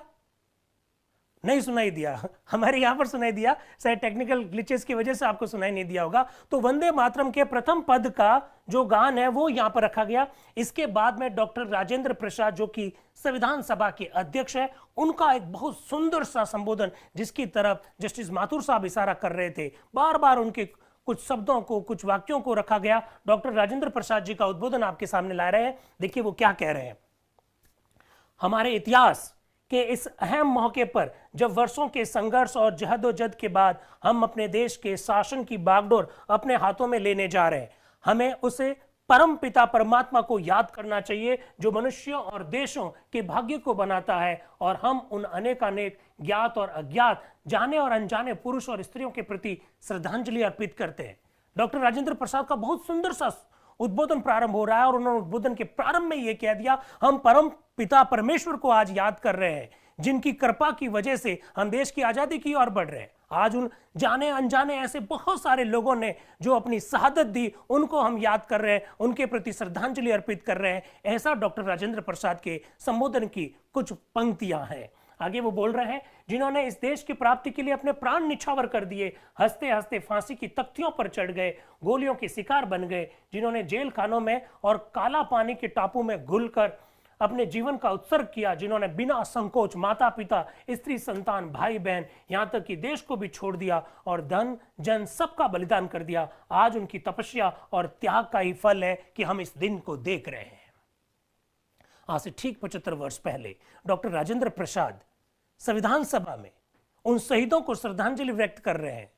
शहीदों को श्रद्धांजलि देते हुए कह रहे हैं कि उनकी वजह से आज हम ये दिन देख रहे हैं। वो लोग नहीं होते तो आज हम आजाद नहीं होते। ऐसा डॉक्टर राजेंद्र प्रसाद 75 वर्ष पहले कह रहे हैं। आगे देखिए, हम अपनी श्रद्धा और भक्ति का उपहार महात्मा गांधी को भी भेंट करें। जस्टिस माथुर साहब ने भी अभी गांधी जी के बारे में जो डॉक्टर राजेंद्र प्रसाद जी ने कहा, उनका उल्लेख किया था। एक बार फिर से आप जरा देखिएगा, हम अपनी श्रद्धा और भक्ति का उपहार महात्मा गांधी को भी भेंट करें। 30 वर्षों से वो हमारे पथ प्रदर्शक और एकमात्र आशा और उत्साह की ज्योति बने रहे। हमारी संस्कृति और जीवन के उस मर्म का वह प्रतीक है जिसने हमको इतिहास की आफतों और मुसीबतों में भी जिंदा रखा। निराशा और मुसीबत के अंधेरे कुएं से हमको जिन्होंने खींच निकाला और हमारे दिलों में ऐसी जिंदगी फूकी कि हम अपने जन्मसिद्ध अधिकार के लिए दावा पेश करने की हिम्मत और ताकत आई। और उन्होंने हमारे हाथों में सत्य और अहिंसा का अचूक अस्त्र दिया, जिसके जरिए बिना हथियार उठाए स्वराज का अनमोल रत्न कम दाम में इतने बड़े देश के लिए और यहाँ के करोड़ों आदमियों के लिए हमने हासिल कर लिया। ऐसा डॉक्टर राजेंद्र प्रसाद गांधी जी के बारे में कह रहे हैं कि गांधी जी भारत के मानचित्र में पिछले 30 वर्षों से दिखाई दे रहे हैं और उन्होंने बिना हिंसा किए जो आंदोलन चलाया उसकी वजह से आज ये दिन आया। ऐसा डॉक्टर राजेंद्र प्रसाद गांधी जी के बारे में कह रहे हैं।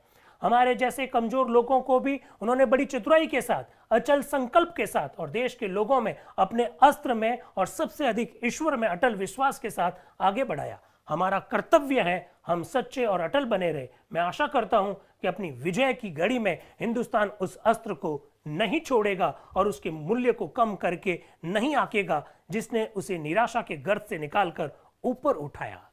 डॉक्टर राजेंद्र प्रसाद जी के भी जो उद्बोधन है उनमें से एक बहुत महत्वपूर्ण उद्बोधन आज का है जो डॉक्टर राजेंद्र प्रसाद जी दे रहे हैं। मैं एक बात बताना चाहूंगा, आज 14 अगस्त को बहुत कम वक्ता आपको संविधान सभा में बोलते हुए दिखाई देंगे।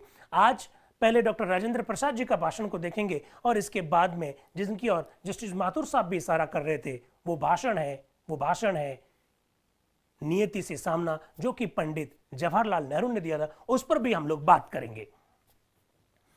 फिर वो आगे बोलते हैं, संसार के भविष्य के निर्माण में जब लड़ाई से दुनिया के लोग ऊब गए और घबराए हुए हैं, उस अस्त्र का बड़ा काम करना है, लेकिन ये बड़ा काम हिंदुस्तान दूर से दूसरों की नकल करके नहीं पूरा कर सकता और ना हथियारों को जमा करके और ना ऐसे अस्त्रों को बनाने में जो ज्यादा से ज्यादा बर्बादी कम से कम समय में कर सकते। कितनी सुंदर सी बात डॉक्टर राजेंद्र प्रसाद जी ने उस दिन कह दी जब देश आजादी की ठीक एक दिन पहले, जब देश उस संध्या में जब देश की आजादी जब सामने थी, डॉक्टर राजेंद्र प्रसाद जी ने साफ साफ शब्दों में कह दिया हम इस प्रकार के हथियार नहीं बनाना चाहते हैं जो बहुत कम समय में बहुत अधिक नुकसान पहुंचा सकते हैं। ऐसा राजेंद्र प्रसाद जी कह रहे हैं।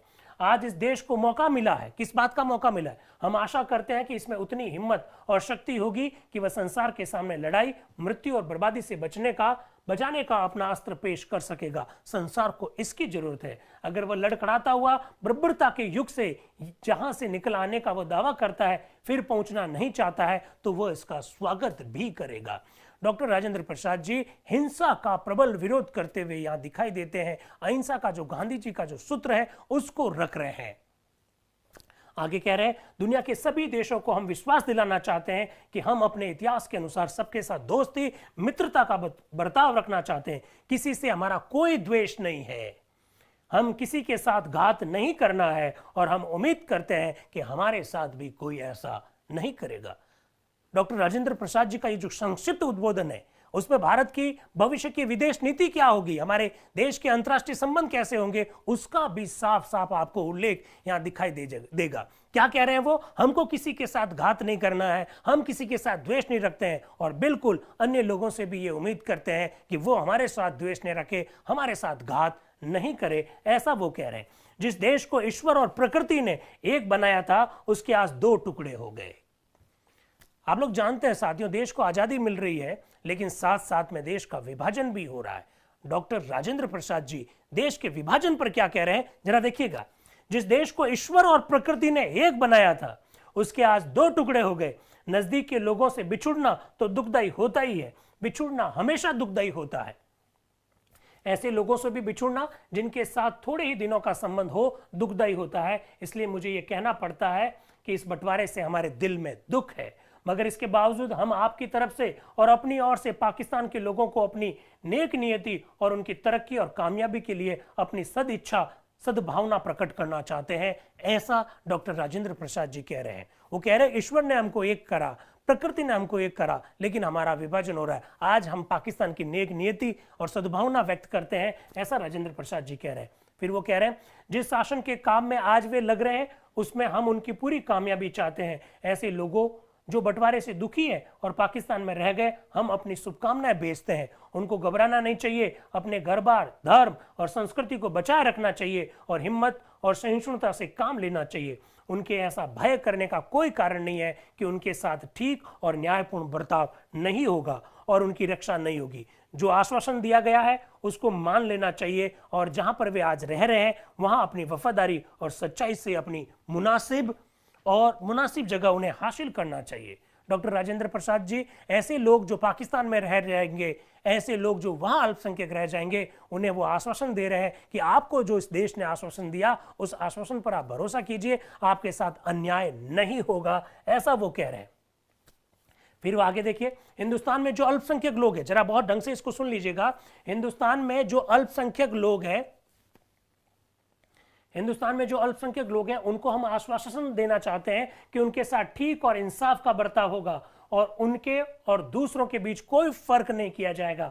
उनके धर्म और संस्कृति और उनकी भाषा सुरक्षित रहेगी। नागरिकता के सभी अख्तियार यानी हक, उनके अधिकार, नागरिकता के सभी अख्तियार और अधिकार उनको मिलेंगे। उनसे आशा की जाएगी कि जिस देश में वे रहते हैं उसकी तरफ और उस देश के संविधान की तरफ वे वफादार बने रहे। सभी लोगों को हम यह आश्वासन देना चाहते हैं कि हमारी अथक कोशिश होगी कि देश से गरीबी और दीनता, भूखमरी और बीमारी दूर हो जाए, मनुष्य के बीच में भेदभाव उठ जाए, कोई मनुष्य दूसरे का शोषण नहीं करे, सबके लिए सुंदर समुचित जीवन बिताने का साधन जुटा दिया जाए। हम एक बड़े काम में लगने जा रहे हैं। हम आशा करते हैं कि देश के सभी लोग हमारे इस काम में मदद और सहयोग देंगे और संसार के दूसरे देश अपनी सहानुभूति और सहायता देंगे। हम ये आशा करते हैं कि हम अपने को इस योग्य साबित कर सकेंगे। ऐसा डॉक्टर राजेंद्र प्रसाद जी का उद्बोधन है। इसके बाद क्या है जरा देखिएगा, अध्यक्ष बोल रहे हैं, इसके बाद अब मेरा प्रस्ताव है कि हम सब उन वीरों, जरा ध्यान से सुनिएगा, हम 15 अगस्त से ठीक 35 से 40 मिनट पहले संविधान सभा में क्या हुआ उस पर चर्चा कर रहे हैं। क्या हुआ उस दिन? डॉक्टर राजेंद्र प्रसाद किस बात का आह्वान करने जा रहे हैं? आप ध्यान से सुनिएगा। डॉक्टर राजेंद्र प्रसाद जी क्या कह रहे हैं जरा देखिएगा। डॉक्टर राजेंद्र जी प्रसाद कह रहे हैं, इसके बाद अब मेरा प्रस्ताव है कि हम सब उन वीरों की पुण्य स्मृति में जिन्होंने देश में और बाहर स्वतंत्रता संग्राम में अपनी बलि दी है, कुछ क्षण मौन खड़े हो जाएं। 14 अगस्त की रात में 11 बजे संविधान सभा का अधिवेशन हो रहा है, 5वां अधिवेशन है। डॉक्टर राजेंद्र प्रसाद संविधान सभा के सारे सदस्यों से आह्वान कर रहे हैं कि इस देश की आजादी में जिन लोगों ने अपना त्याग, बलिदान, शहादत दी है, उनके सम्मान में हमको 2 मिनट का मौन रखना चाहिए। वापस देखिए, जिन्होंने देश में और देश के बाहर स्वतंत्रता संग्राम में अपनी बलि दी है, कुछ क्षण मौन खड़े रहे। इसके बाद संविधान सभा 2 मिनट के लिए मौन खड़ी रही। आपको और हमको इस बात की कल्पना करनी चाहिए, जिस 21वीं सदी में हम लोग रह रहे हैं, हमें अपना इतिहास पता नहीं है। देश की आजादी में जिन लोगों ने अपना योगदान दिया, उनके योगदान को समझने का दिन है। आज हमें ये सब बातें देखनी चाहिए, अपनी स्मृति पटल को पीछे ले जाना चाहिए।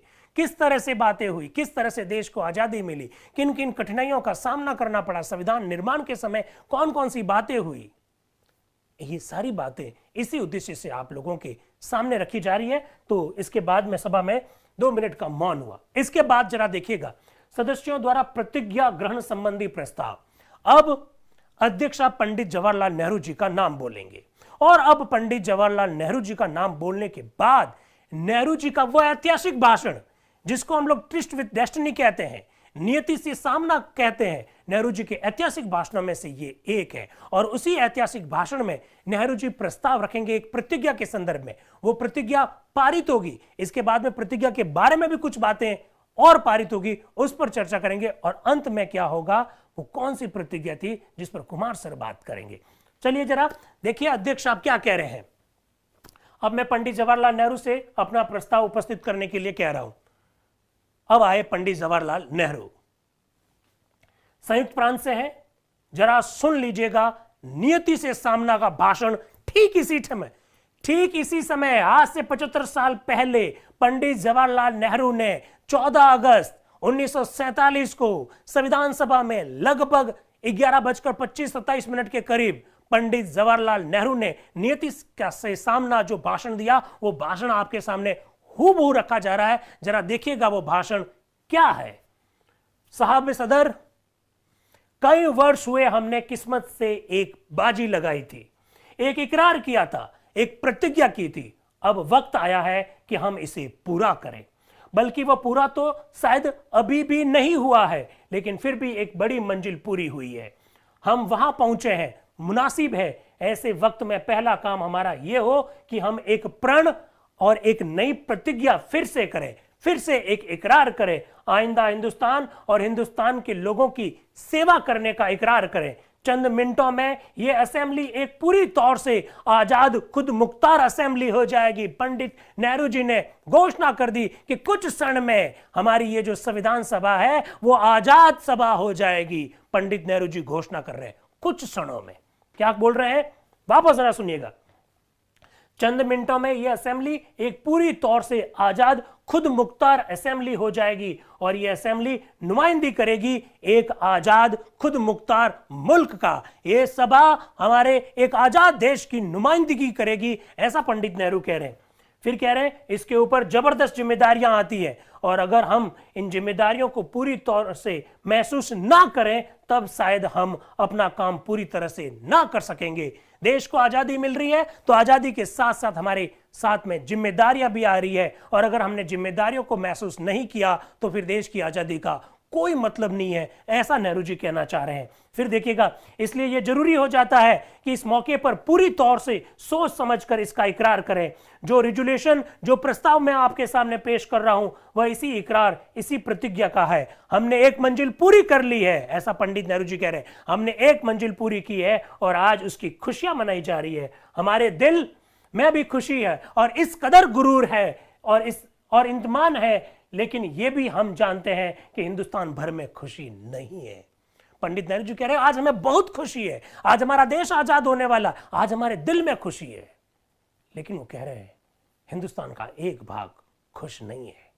ऐसा क्यों कह रहे हैं? आप जानते हैं उस दिन हिंदुस्तान का विभाजन तो हो रहा है, साथ ही साथ भारत के एक बड़े हिस्से में सांप्रदायिक दंगे भी हो रहे हैं। पंडित नेहरू जी क्या कह रहे हैं जरा देखिएगा। वो कह रहे हैं हिंदुस्तान भर में खुशी नहीं है, हमारे दिल में रंज के टुकड़े हैं काफी, हमारे दिल में रंज के टुकड़े काफी है और दिल्ली से बहुत दूर नहीं बड़े बड़े शहर जल रहे हैं, वहां की गर्मी यहां आ रही है। खुशी पूरे तौर से नहीं हो सकती, लेकिन फिर भी हमें इस मौके पर हिम्मत से इन सब बातों का सामना करना है।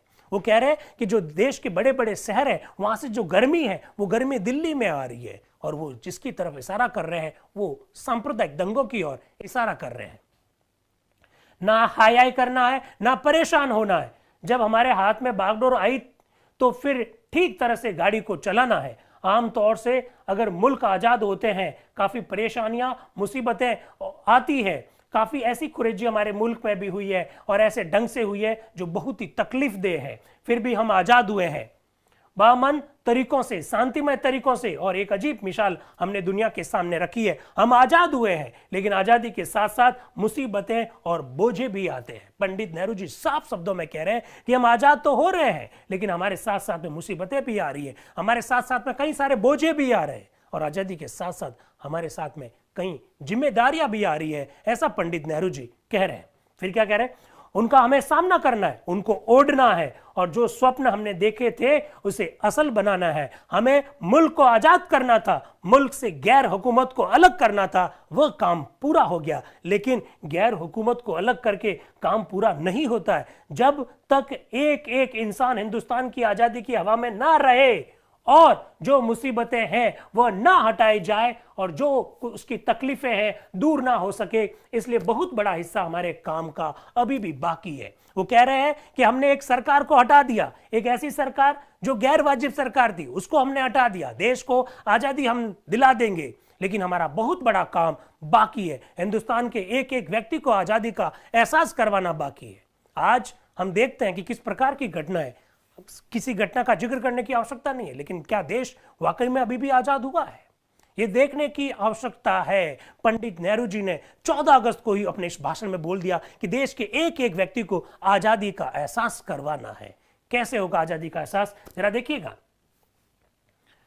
बड़े बड़े सवाल हमारे सामने हैं और उनकी तरफ देखकर कुछ दिल दहल जाता है। पंडित नेहरू जी कह रहे हैं कि बड़े बड़े सवाल हमारे सामने हैं और उनको देखकर हमारा दिल क्या हो जाता है, दहल जाता है। लेकिन फिर भी हिम्मत यह सोचकर आती है कि कितने बड़े सवाल हमने पुराने जमाने में हल किए, तो क्या हम इन सवालों से दब जाएंगे? पंडित नेहरू जी ने कहा बहुत बड़े बड़े सवाल हमारे सामने हैं, लेकिन इतिहास गवाह है कि हमने बड़े बड़े सवालों के भी जवाब दिए हैं, तो क्या हम इन छोटे छोटे सवालों से दब जाएंगे? ऐसा पंडित नेहरू जी कह रहे हैं। आगे क्या कह रहे हैं? लेकिन कुछ गुरूर है। आगे क्या कह रहे हैं? ताकत और गुरूर तो हमारी शख्सी और व्यक्तिगत नहीं है, लेकिन कुछ गुरूर है अपने मुल्क पर और कुछ इंतमान है अपने कौम की ताकत पर और उन पर जिन लोगों ने इतनी बड़ी मुसीबतें झेली। उन्होंने कहा आज हमको गुरूर है। गुरूर किस पर है? देश पर गुरूर है, अपने मुल्क पर गुरूर है और अपने मुल्क के लोगों पर गुरूर है, क्योंकि उन्होंने बहुत मुसीबतें झेली है, उन्होंने वो मुसीबतें भी झेल ली है। तो ये छोटी छोटी मुसीबतें क्या है, ऐसा पंडित नेहरू जी अपने उद्बोधन में कह रहे हैं। आगे क्या कह रहे हैं? इसलिए यह भी इंतमान होता है कि जो इस वक्त कुछ परेशानियों का बोझ है उनको भी हम ओढ़ेंगे और उन सवालों को भी हम हल करेंगे। आखिर हिंदुस्तान एक आजाद मुल्क है, अच्छा है। जब हम आजादी के दरवाजे पर खड़े हैं, हम इसको खास तौर से याद रखें कि हिंदुस्तान किसी एक फिरके का मुल्क नहीं है, एक मजहब वालों का नहीं है, बल्कि बहुत सारे और बहुत किस्म के लोगों का है, बहुत धर्म और मजहबों का है। किस तरह की आजादी हम चाहते हैं? हमारी तरफ से पहले भी यह कहा गया कि जो पहला रेजोल्यूशन मैंने पहले यहां पेश किया था उसमें भी यह कहा गया था कि यह जो आजादी हमारी है वह हर एक हिंदुस्तानी के लिए है, हर एक हिंदुस्तानी का बराबर का हक है। क्या उद्बोधन दे रहे हैं पंडित नेहरू जी? वो कह रहे हैं कि ये जो आजादी है उस आजादी पर प्रत्येक हिंदुस्तानी का हक है, एक एक भारतीय का उस पर हक है, हर एक हिंदुस्तानी का बराबर का हक है। हर हिंदुस्तानी को इस आजादी का बराबर का हिस्सेदार करना है। इस ढंग से हम आगे बढ़ेंगे और कोई जाति नहीं करेगा तो उसे हम रोकेंगे, कोई जाति करेगा तो हम उसे रोकेंगे, ऐसा वो कह रहे हैं। चाहे वह कोई हो, किसी पर अगर जाति होगी तो उसकी मदद करेंगे, चाहे वो कोई भी हो। अगर हम इस तरह से चलेंगे तो हम बड़े मसले हल कर लेंगे, लेकिन अगर हम तंग ख्याली में पड़ जाएंगे तो वो मसले कभी भी हल नहीं होंगे। पंडित नेहरू जी एक बहुत शानदार चुनौती दे रहे हैं, बहुत चेतावनी दे रहे हैं। वो कह रहे हैं कि छोटे छोटे अगर तंग ख्यालों में, संकीर्ण विचारों में अगर हम लोग उलझे रहे तो फिर बड़ी समस्या कभी भी समाधान नहीं हो पाएगी। ऐसा खुद पंडित नेहरू जी अपने उस उद्बोधन में, जिसे नियति से सामना उद्बोधन कहते हैं, उसमें बिल्कुल साफ साफ शब्दों में कह रहे हैं। फिर वो आगे क्या कह रहे हैं? मैं इस रेजोल्यूशन को आपके सामने पेश करता हूं और अपनी अंग्रेजी जबान में इसको पढ़कर आपको सुनाना भी चाहता हूं। इसके बाद में पहले पंडित जवाहरलाल नेहरू ने वो प्रस्ताव रखा जो अभी कुमार सर आपको पढ़कर सुनाएंगे बाद में, लेकिन फिलहाल ये प्रस्ताव क्या पास किया जा रहा है उस पर मैं चर्चा करूंगा। पहले वो अंग्रेजी में पढ़कर सुनाते हैं, फिर हिंदुस्तानी भाषा में मैं आपके सामने हिंदी में रखना चाह रहा हूं। जरा देखिएगा, ये सभा निश्चय करती है कि, क्या निश्चय करती है, जरा ध्यान से सुनिएगा। क्या बात है, आज हमारे झूमकर साथी बड़े जबरदस्त जुड़े हुए हैं, गजब का उत्साह। भाई मैं आपको सैल्यूट करता हूं, वंदन करता हूं, यूट्यूब के साथियों को भी वंदन करता हूं। क्या जुड़े हुए, जरा मुझे आंकड़ा बताइए, क्या आंकड़ा है अभी इनका? यूट्यूब के साथियों का 1600 का आंकड़ा है। वेरी नाइस, क्या बात है। और इनका भी बता दीजिए एक बार, जूम के साथियों का भी बता दीजिए। जूम पर 185 और 1600 प्लस यूट्यूब, वाह भाई वाह, मान के सैल्यूट है आपको। कैसा लग रहा है आज का ये जो 14 अगस्त 1947 को संविधान सभा में जो कुछ हुआ, हूबहू बिना लाग लपेट के, बिना कट एंड पेस्ट के आपके सामने रखा जा रहा है। आगे बढ़ते हैं, क्या हुआ, कौन सा प्रस्ताव पारित किया जा रहा है संविधान सभा के द्वारा? जरा देखिएगा, यह निश्चय किया जाता है। क्या निश्चय किया जाता है? सुनिए। रात के 12 बजते ही यह संविधान सभा के सभी उपस्थित सदस्य निम्न प्रतिज्ञा ग्रहण करेंगे। संविधान सभा एक प्रस्ताव को पारित कर रही है। क्या प्रस्ताव को पारित कर रही है? कि रात को 12 बजते ही इस सभा में सभी उपस्थित सदस्य ये प्रतिज्ञा ग्रहण करेंगे। किस बात की प्रतिज्ञा ग्रहण करेंगे? जरा सुनिएगा। अब जबकि हिंदवासियों ने त्याग और तप से स्वतंत्रता हासिल कर ली है, मैं फला फला, मैं, आप अपना नाम लिख देना, अभी शपथ दिलाएंगे कुमार सर आपको।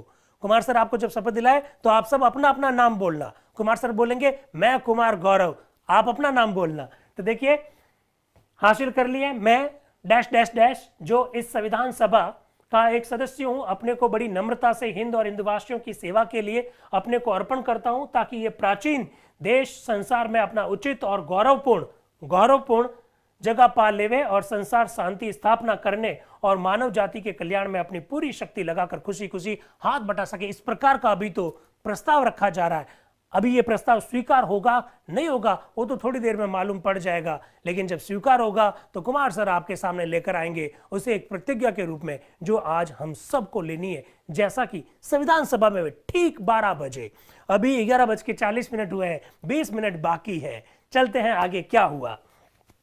प्रस्ताव का दूसरा हिस्सा क्या है? दूसरा हिस्सा, वे सदस्य जो इस अवसर पर अनुपस्थित है, सुन लीजिए, वे सदस्य जो इस अवसर पर अनुपस्थित है उनका क्या होगा? उनका क्या होगा? तो वे सदस्य जो इस अवसर पर अनुपस्थित हैं, उस समय जब वे संविधान सभा के अधिवेशन में इसके बाद उपस्थित हो तो इस प्रतिज्ञा को शाब्दिक परिवर्तनों के साथ, जैसा अध्यक्ष निर्धारित करे, ग्रहण करेंगे। वाह भाई वाह। याद रखिएगा दोस्तों, 14 अगस्त 1947 के बाद संविधान सभा में जो भी नया सदस्य बनेगा उसे प्रतिज्ञा करनी पड़ेगी, उसे शपथ लेनी पड़ेगी। क्योंकि बच्चे कई बार कंफ्यूज होते हैं, 14 अगस्त 1947 से पहले संविधान सभा के किसी भी सदस्य को शपथ लेनी नहीं होती थी, उसे किसी भी प्रकार की प्रतिज्ञा लेनी नहीं होती थी। वो आते, रजिस्टर पर हस्ताक्षर करते, अपना परिचय पत्र सौंपते, संविधान सभा के मेंबर के रूप में संविधान सभा की बैठकों में भाग ले लेते। लेकिन अब जो भी मेंबर आएगा उसे रजिस्ट्रेशन पर हस्ताक्षर करने पड़ेंगे, उसे अपना परिचय पत्र देना पड़ेगा और उसे शपथ लेनी पड़ेगी। और इवन क्या लिखा हुआ है, यह भी लिखा हुआ है कि जो आज उपस्थित नहीं है, संविधान सभा के कई सारे मेंबर उस दिन उपस्थित नहीं थे, कि जो आज उपस्थित नहीं है वो भी, बहुत ध्यान से सुनिएगा, बड़ा कंफ्यूजिंग है ये, वो भी आएगा तो उसे शपथ लेनी पड़ेगी।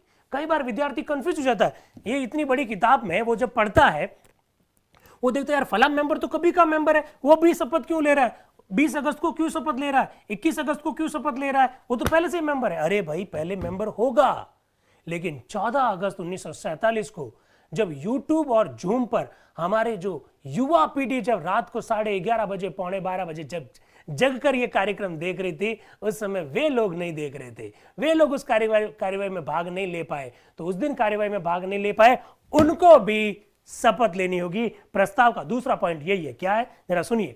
वे सदस्य जो इस अवसर पर अनुपस्थित है, इस समय जब वे सभा के अधिवेशन में इसके बाद उपस्थित हो तो इस प्रतिज्ञा को जो शाब्दिक परिवर्तनों के साथ जैसा अध्यक्ष समझे ग्रहण करेंगे। ये साफ साफ शब्दों में डॉक्टर राजेंद्र प्रसाद जी के बाद में जो नेहरू जी है उन्होंने ये बात कही। अब नाम सुनिएगा कौन आ रहा है। अब आ रहे हैं चौधरी खली कुज़मा। चौधरी खली कुज़मा के बारे में मैंने दोस्तों आपको बता रखा है। आज के दिन बहुत कम लोग हैं जो संविधान सभा को संबोधित कर रहे हैं, उनमें चौधरी खली कुज़मा भी है, डॉक्टर राजेंद्र प्रसाद जी भी है, नेहरू जी भी है, सर्वपल्ली राधाकृष्णन के बारे में भी अभी पढ़ेंगे। चौधरी खली कुज़मा आज 14 अगस्त को अपना एक छोटा सा संबोधन देंगे, लेकिन कुछ महीने बाद चौधरी खली कुज़मा हिंदुस्तान छोड़ देंगे, पाकिस्तान चले जाएंगे। वे भारत की संविधान सभा के मेंबर नहीं रहेंगे। जो 4 मेंबर संविधान सभा को आज संबोधित कर रहे हैं उसमें चौधरी खली कुज़मा भी है, लेकिन वो बाद में संविधान सभा के मेंबर के रूप में आपको दिखाई नहीं देंगे, वो हिंदुस्तान छोड़ देंगे। ये बात भी आपको मालूम होनी चाहिए। चौधरी खली कुज़मा जो कि संयुक्त प्रांत से आते हैं, क्या कह रहे हैं जरा देखिएगा। जनाबे सदर, गालिबान आधी रात के बाद हिंदुस्तान की तारीख में वह अजीम इंकलाब होने वाला है जिसके लिए 1 सदी से हिंदुस्तान अपनी आजादी की लड़ाई में मसरूफ रहा है। वो कह रहे हैं आज आधी रात को हिंदुस्तान को आजादी मिलने वाली है, 1 सदी से हम संघर्ष कर रहे हैं, वो आजादी हमको मिलने वाली है। वह घड़ी, वह शायद जिसके लिए बहुत से हिंदुस्तान के बाशिंदों ने अपनी जानें भी कुर्बान की, वह शायद बहुत करीब आ गई है। जहां आज इन कुर्बानियों के नतीजे में आपको आजादी नसीब हुई है, वो हमारे सामने एक दूसरा सवाल इससे भी ज्यादा अहम पेश कर देती है। लड़ाई खत्म हुई है मगर एक दूसरी किस्म की लड़ाई शुरू होने वाली है। वह लड़ाई किसी गैर से नहीं, खुद अपनों से होने वाली है। चौधरी खली कुज़मा उन्होंने कहा एक बहुत बड़ी लड़ाई हमने जीत ली है, लेकिन एक लड़ाई खत्म हुई है, दूसरी लड़ाई शुरू होने वाली है। क्या गजब की बात कही। और दूसरी लड़ाई किससे? किसी गैर से नहीं, अपनों से होने वाली है। ऐसे चौधरी खली कुज़मा अपने उस उद्बोधन में, संक्षिप्त उद्बोधन में कह रहे हैं। क्या कह रहे हैं जरा देखिएगा। वो कह रहे हैं जाहिर है जब किसी कौम से किसी दूसरे किस्म की लड़ाई थी तो उसमें दूसरे किस्म के जज्बात थे, दूसरे किस्म की हकारत थी और अमल हमको अख्तियार करना पड़ता था। अब वो दौर आने वाला है जब हमको बहुत बड़ी जिम्मेदारियां संभालनी होगी। इनमें तालियों की गुंजाइश नहीं होगी, इनमें बड़े बड़े नारे नहीं होंगे, क्योंकि जो काम आज के बाद इस मुल्क के लीडर और हाउस के जिम्मे आने वाला है वह दिखाने का नहीं है, बल्कि वह मेहनत, मशक्कत और खामोशी से इंसान की खिदमत करने का है। क्या गजब की बात कही है। संक्षिप्त उद्बोधन है लेकिन बहुत सारी बातें। उन्होंने कहा अब नारों से काम नहीं चलेगा, अब देश आजाद होने वाला है, अब तो हमारी जिम्मेदारियां है, हमको लोगों की सेवा करनी है और चुपचाप सेवा करनी है। लोगों की खिदमत करने का वक्त आने वाला है। अब नारों से काम नहीं चलेगा, अब तो आपको काम करके दिखाना होगा। ऐसा चौधरी खली कुज़मा कहना चाह रहे हैं। वो कह रहे हैं हम जानते हैं कि बहुत बड़ी जिम्मेदारी इस असेंबली के सामने है और वह एक दस्तूर बनाने की है, और एक ऐसा दस्तूर जिसमें हिंदुस्तान की महज अकलियत का नहीं बल्कि तमाम बाशिंदों व अवाम को, गरीब को, हर एक को वह दस्तूर कफील हो और उसके जरिए हम हिंदुस्तान के रहने वाले बाशिंदों की खिदमत कर सके। वो कह रहे हैं कि हम एक संविधान बनाने वाले और इस संविधान में सारे हिंदुस्तानियों को बराबर का हक होगा, उनकी खिदमत यानी उनकी सेवा करने का मौका होगा। ये बहुत बड़ा अजीम काम है, ऐसा वो कह रहे हैं। इस तरह से बहुत सी जिम्मेदारियां एडमिनिस्ट्रेशन की खास हाउस को उस वक्त जब तक कि कोई इंतखाब ना हो संभालना है। एडमिनिस्ट्रेशन की जिम्मेदारियां में कभी कभी लानतें भी पड़ती है, कभी कभी गालियां भी सुननी पड़ती है, ईंटें भी फेंकी जाती है, इन सब को बर्दाश्त करना पड़ता है। खली कुज़मा कह रहे हैं कि जब आप काम करोगे तो आपकी आलोचना होगी, जब आप काम करोगे तो आपको गालियां पड़ेगी, जब आप काम करोगे तो आपके ऊपर ईंटें फेंकी जाएगी और ये सब आपको सहन करना पड़ेगा। ऐसा खली कुज़मा अपने उद्बोधन में कह रहे हैं। जिस किस्म की प्लेज हलफ आपके सामने है, इसको पढ़ने से आप ये मालूम कर लेंगे कि इसकी बड़ी जिम्मेदारी है। यूं तो हल्फ मैं समझता हूं जिस वक्त मेमरान यहाँ आए हल्फ लेकर आए कि जहां तक होगा हक़्तुल मक़दूर हम अपने मुल्क की पूरी खिदमत ईमानदारी और दियानत से करेंगे। एक बाज़ब्ता हल्फ का कुछ जहनी असर इंसान की खिलकत और तबीयत पर पड़ता है। हिंदुस्तानी भाषा का एक्चुअली में खली कुज़मा प्रयोग कर रहे हैं। आप लोगों को बता रखा है कि संविधान सभा में हिंदी भी बोली जाती, हिंदुस्तानी भी बोली जाती थी, अंग्रेजी बहुत ज़्यादा बोली जाती थी और इवन भारत की जितनी भी जो भाषाएं हैं वो सारी बोलने की परमिशन थी। तमिल और तेलुगु और कन्नड़ भी बोली जाती थी, मराठी भी बोली जाती थी और बिल्कुल उनको अलाउ था। संविधान सभा के नियमों में ऐसा लिखा हुआ था। फिर वो आगे कह रहे हैं, मैं इन चंद अल्फाज के साथ हल्फनामा और तजवीज़ जो कि पंडित नेहरू ने पेश की, तजवीज़ यानी जो प्रस्ताव पेश किया है, तायद करता हूं यानी समर्थन करता हूं और मैं समझता हूं हर वह मेंबर जो यहां मौजूद है निहायत ईमानदारी के साथ, दियानत के साथ इस हल्फ को उठाएगा कि हम इस स्टेट की खिदमत में अपनी तमाम जिंदगी खत्म कर देंगे। क्या बात कही है कि हम जब यहां से उठेंगे तो इस बात का संकल्प लेंगे कि हम अपनी पूरी जिंदगी जो है इस देश की सेवा, इस देश के लोगों की सेवा में खत्म कर देंगे। ऐसा खली कुज़मा कह रहे थे। क्या आदर्श थे।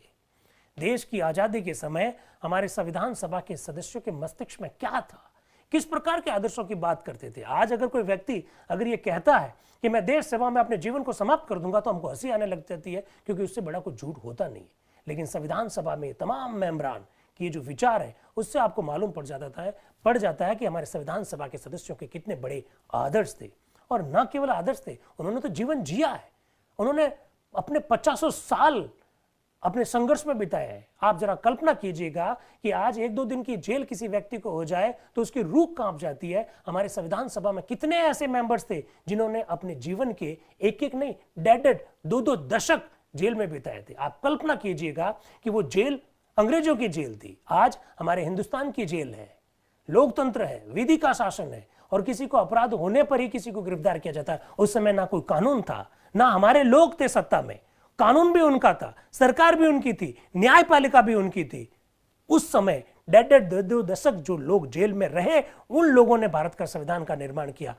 उन्हीं की बात खली कुज़मा कह रहे हैं। इसके बाद में सर्वपल्ली राधाकृष्णन आ रहे हैं जो कि संयुक्त प्रांत से, उनका थोड़ा उद्बोधन बड़ा है, जरा देखिएगा क्या कह रहे हैं। अध्यक्ष महोदय, यह आवश्यक नहीं है कि इस प्रस्ताव पर जिसे इतने प्रभावोत्पादक रूप से पंडित नेहरू ने उपस्थित किया है, जिसका शानदार समर्थन चौधरी खली कुज़मा ने किया है, मैं कुछ कहूं। आज के दिन को लेकर इतिहास रचा जाएगा। क्या बात कही सर्वपल्ली राधाकृष्णन ने कि आज के दिन इतिहास रचा जाएगा। कौन सा इतिहास, जरा देखिए। आज के दिन को लेकर इतिहास रचा जाएगा तथा गाथाएं प्रस्तुत की जाएगी।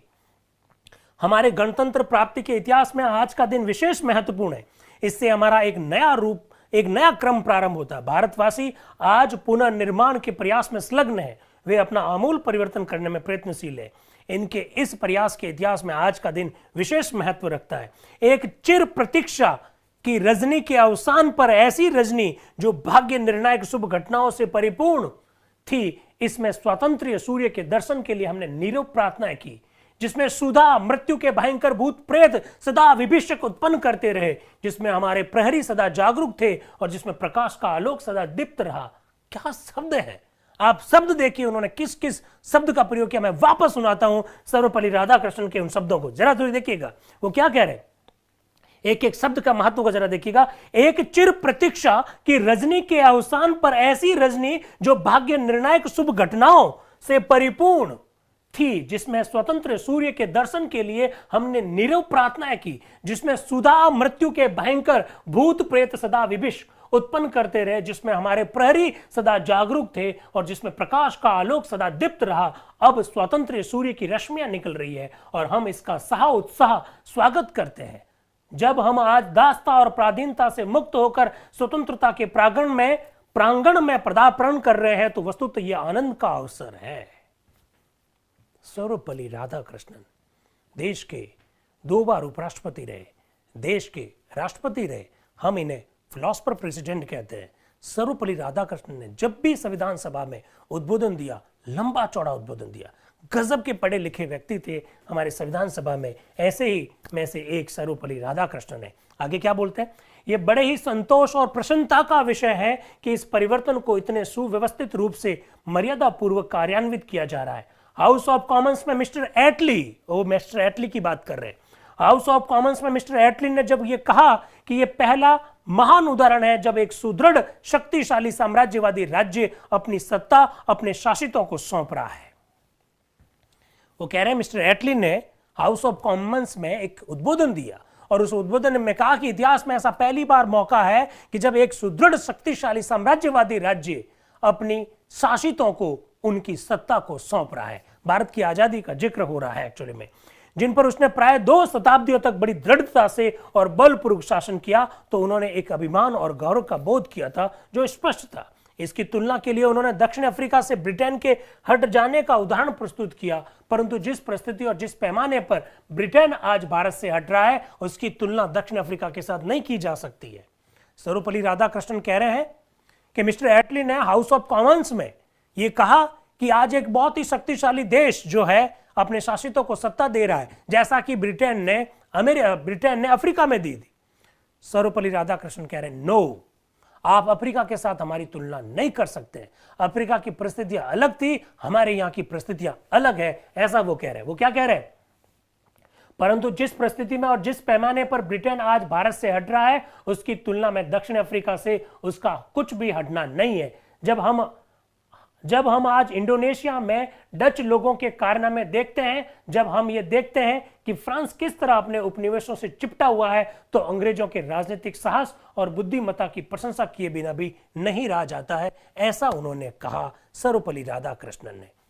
उन्होंने कहा कि अंग्रेज बड़े चतुर हैं। उन्होंने कहा अंग्रेज राजनीतिक रूप से थोड़ा बौद्धिकता रखते हैं कि आज वो चुपचाप जा रहे हैं, क्योंकि उनको मालूम है कि यहाँ ज्यादा रहे तो हमें यहाँ कुछ मिलने वाला है नहीं और इंसल्ट करके जाएंगे, ऐसा सर्वपल्ली राधाकृष्णन कह रहे हैं। इसलिए वो कह रहे हैं कि मैं उनकी बुद्धिमत्ता और उनके राजनीतिक साहस की प्रशंसा करता हूँ। मेरा मन करता है कि मैं उनकी प्रशंसा करूँ, क्योंकि वो चुपचाप यहाँ से जा रहे हैं, उनको मालूम है कि यहाँ से जाना ही अच्छा रहेगा। आगे बोल रहे हैं, अपनी ओर से हमने भी विश्व के इतिहास में एक अध्याय जोड़ दिया है। जरा गौर कीजिए कि इतिहास में पराधीन जातियों ने किस तरह अपनी स्वतंत्रता प्राप्त की। क्या गजब की बात कही है सर्वपल्ली राधाकृष्णन। कह रहे हैं आज हम भी एक इतिहास बना रहे हैं। और किस बात का इतिहास बना रहे हैं हम? इतिहास इस बात का बना रहे हैं कि हमने आजादी किस तरह से प्राप्त की। फिर वो आगे कह रहे हैं कि दुनिया के और देशों को देखिए, उन्होंने अपनी स्वतंत्रता किस तरीके से प्राप्त की और आज हम अपनी स्वतंत्रता किस तरीके से प्राप्त कर रहे हैं, ये आज हम इतिहास बना रहे हैं, ऐसा सर्वपल्ली राधाकृष्णन कह रहे हैं। वो आगे क्या कह रहे हैं, जरा शब्द देखिए। ये भी सोचिए कि किस तरह से लोगों ने अधिकार प्राप्त किए। आगे वो बोल रहे हैं, क्या बोल रहे हैं, किसका नाम बोल रहे हैं, जरा देख लीजिएगा। मैं बात 14 अगस्त 1947 की कर रहा हूं और सर्वपल्ली राधाकृष्णन उस समय दुनिया के किन किन हस्तियों के नाम बोल रहे हैं, जरा देखिएगा। वो बोल रहे हैं Washington, George Washington, Napoleon Bonaparte, Cromwell, Lenin, Hitler 1947। World war खत्म हुआ ही था 1945 में। क्या बोल रहे हैं, Washington, Napoleon, Cromwell, Lenin, Hitler और मुसोलिनी सरीखे व्यक्तियों ने किस तरह सत्ता प्राप्त की थी, प्रश्नवाचक चिन्ह।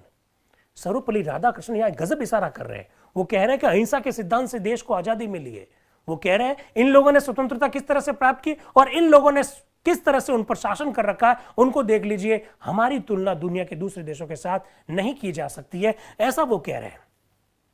इसके जैसे ही इन्होंने ऐसा कहा, इसके बाद में उन्होंने एक महात्मा गांधी जी का नाम नहीं लिया, लेकिन क्या बोला जरा सुनिएगा। वो जरा मैं देख रहा, देखिए, गांधी जी का नाम नहीं लिया, लेकिन वो गांधी जी की तरफ बोल रहे हैं। क्या बोल रहे हैं, बल प्रयोग, आतंक, हत्या, मनुष्य की हत्या और विप्लव की उन पद्धतियों पर जरा ध्यान दीजिए जिनसे संसार के इन तथाकथित महापुरुषों ने सत्ता प्राप्त की थी। उन्होंने कहा नेपोलियन बोनापार्ट, हिटलर, मुसोलिनी ये महापुरुष बने हुए, लेकिन उन्होंने किस तरीके से सत्ता प्राप्त की थी जरा उनको ढंग से देखिए। फिर वो आगे क्या कह रहे हैं, यहां इस देश में हमने उस व्यक्ति के नेतृत्व में जो संभवतः इतिहास के इस युग का सर्वश्रेष्ठ महापुरुष कहा जाएगा, जैसे इन्होंने कहा जबरदस्त तालियां बजी, सर्वश्रेष्ठ महापुरुष कहा जाएगा, धीरता से क्रोध का सामना किया तथा आत्मिक शांति से नौकरशाही के अत्याचार के वार संभाले, और आज हम सभ्य एवं शांतिमय उपायों से सत्ता प्राप्त कर रहे हैं। आखिर उसका परिणाम क्या हुआ? इसका परिणाम यह हुआ कि यह महान परिवर्तन आज बिना लेश मात्र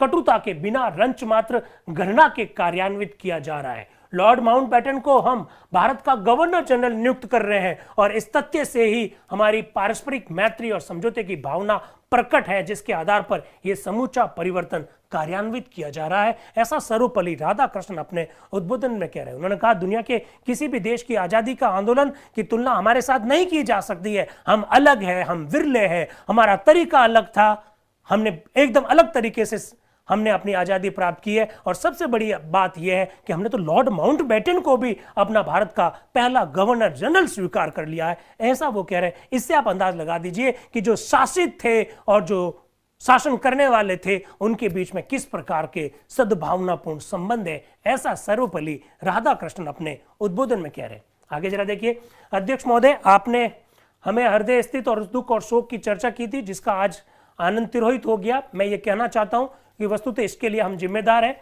यद्यपि पूर्ण रूप से नहीं है। उन्होंने एक्चुअली में जो सांप्रदायिक दंगे वगैरह जो हुए उसकी ओर इशारा करते हुए कहा। फिर वो आगे बोलते हैं, अब जब, देखिए वो क्या कह रहे हैं भारत के विभाजन पर, अब जब भारत विभक्त हो गया है, हमारा यह कर्तव्य है कि हम आवेशपूर्ण शब्दों का प्रयोग ना करें। इससे कुछ लाभ नहीं है, हमें आवेश को रोकना होगा। क्रोध और बुद्धिमत्ता इन दोनों का समन्वय असंभव है। राजनीतिक दृष्टि से हम भले ही विभक्त हो गए हैं, पर हमारी सांस्कृतिक एकता अभी पूर्ववत बनी हुई है। राजनीतिक विभाजन दरअसल का बंटवारा बाह्य वस्तु है, परंतु मनोवैज्ञानिक विभाजन की नीति बड़ी गहरी होती है। सांस्कृतिक वैमनस्य और भी सांगतिक होता है और घातक होता है, और हमें चाहिए कि इस वैमनस्य को हम कभी न बढ़ने दें। हमारा कर्तव्य है कि हम उन सांस्कृतिक बंधनों को, उन आध्यात्मिक बंधनों को अपना स्थायी बनाए रखें। ऐसा सर्वपल्ली राधाकृष्णन अपने उद्बोधन में कह रहे हैं। तो देख लीजिए आप किस प्रकार से राधाकृष्णन जी का जो उद्बोधन है वो बढ़ रहा है, देश की आजादी की तरफ हम बढ़ रहे हैं। इसके बाद में जैसे ही डॉक्टर सर्वपल्ली राधाकृष्णन का उद्बोधन जब अपने अंतिम पड़ाव पे आ रहा है तो वो क्या कह रहा है जरा देखिएगा। यहां विनम्रता का भाव यह है कि व्यक्ति महत्व शून्य है और सर्व महत्वपूर्ण है। व्यक्ति यहां शून्य है, सभी महत्वपूर्ण है, सर्व महत्वपूर्ण है। वह उद्देश्य जिसे पूर्ण करने का हमें आह्वान मिला है। अतः विनम्रता और आत्मनिवेदन की भावना से आइए 12 बजते ही हम सब ये प्रतिज्ञा ग्रहण करें। सर्वपल्ली राधाकृष्णन भी कह रहे हैं कि हम सबको 12 बजते ही एक प्रतिज्ञा ग्रहण करनी है, और 12 बजने में अभी 3 मिनट बाकी है, 2.5 मिनट बाकी है। अध्यक्ष क्या कह रहे हैं, अब मैं प्रस्ताव पर मत लूंगा। जो पंडित जवाहरलाल नेहरू ने प्रस्ताव रखा इस पर अब वोटिंग होगी। पहले मैं प्रस्ताव को सुना देता हूं। वो प्रस्ताव को सुना रहे हैं। कौन सा प्रस्ताव? जो पंडित जवाहरलाल नेहरू के द्वारा रखा गया। प्रस्ताव में क्या है? एक प्रतिज्ञा है। प्रतिज्ञा कौन सी है? हालांकि एक बार बता चुका हूं, लेकिन प्रतिज्ञा दिलाएंगे कौन? कुमार सर दिलाएंगे, अभी बात करेंगे।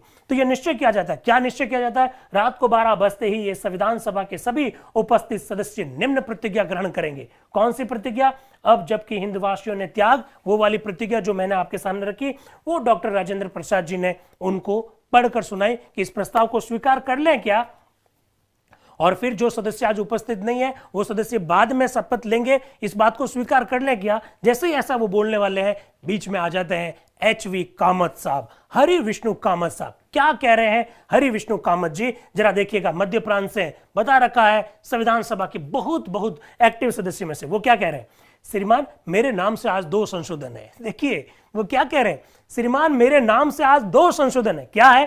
पर चूंकि अपने भाषण में आपने ईश्वर के पवित्र नाम का आह्वान किया है और प्रतिज्ञा का जो स्वरूप हमारे सामने है उसमें संक्षिप्त सुधार करके प्रतिज्ञा में भगवत भावना ला दी है, और वो सर्वोपरि इसलिए है कि मुहूर्त का समय शीघ्र आने वाला है।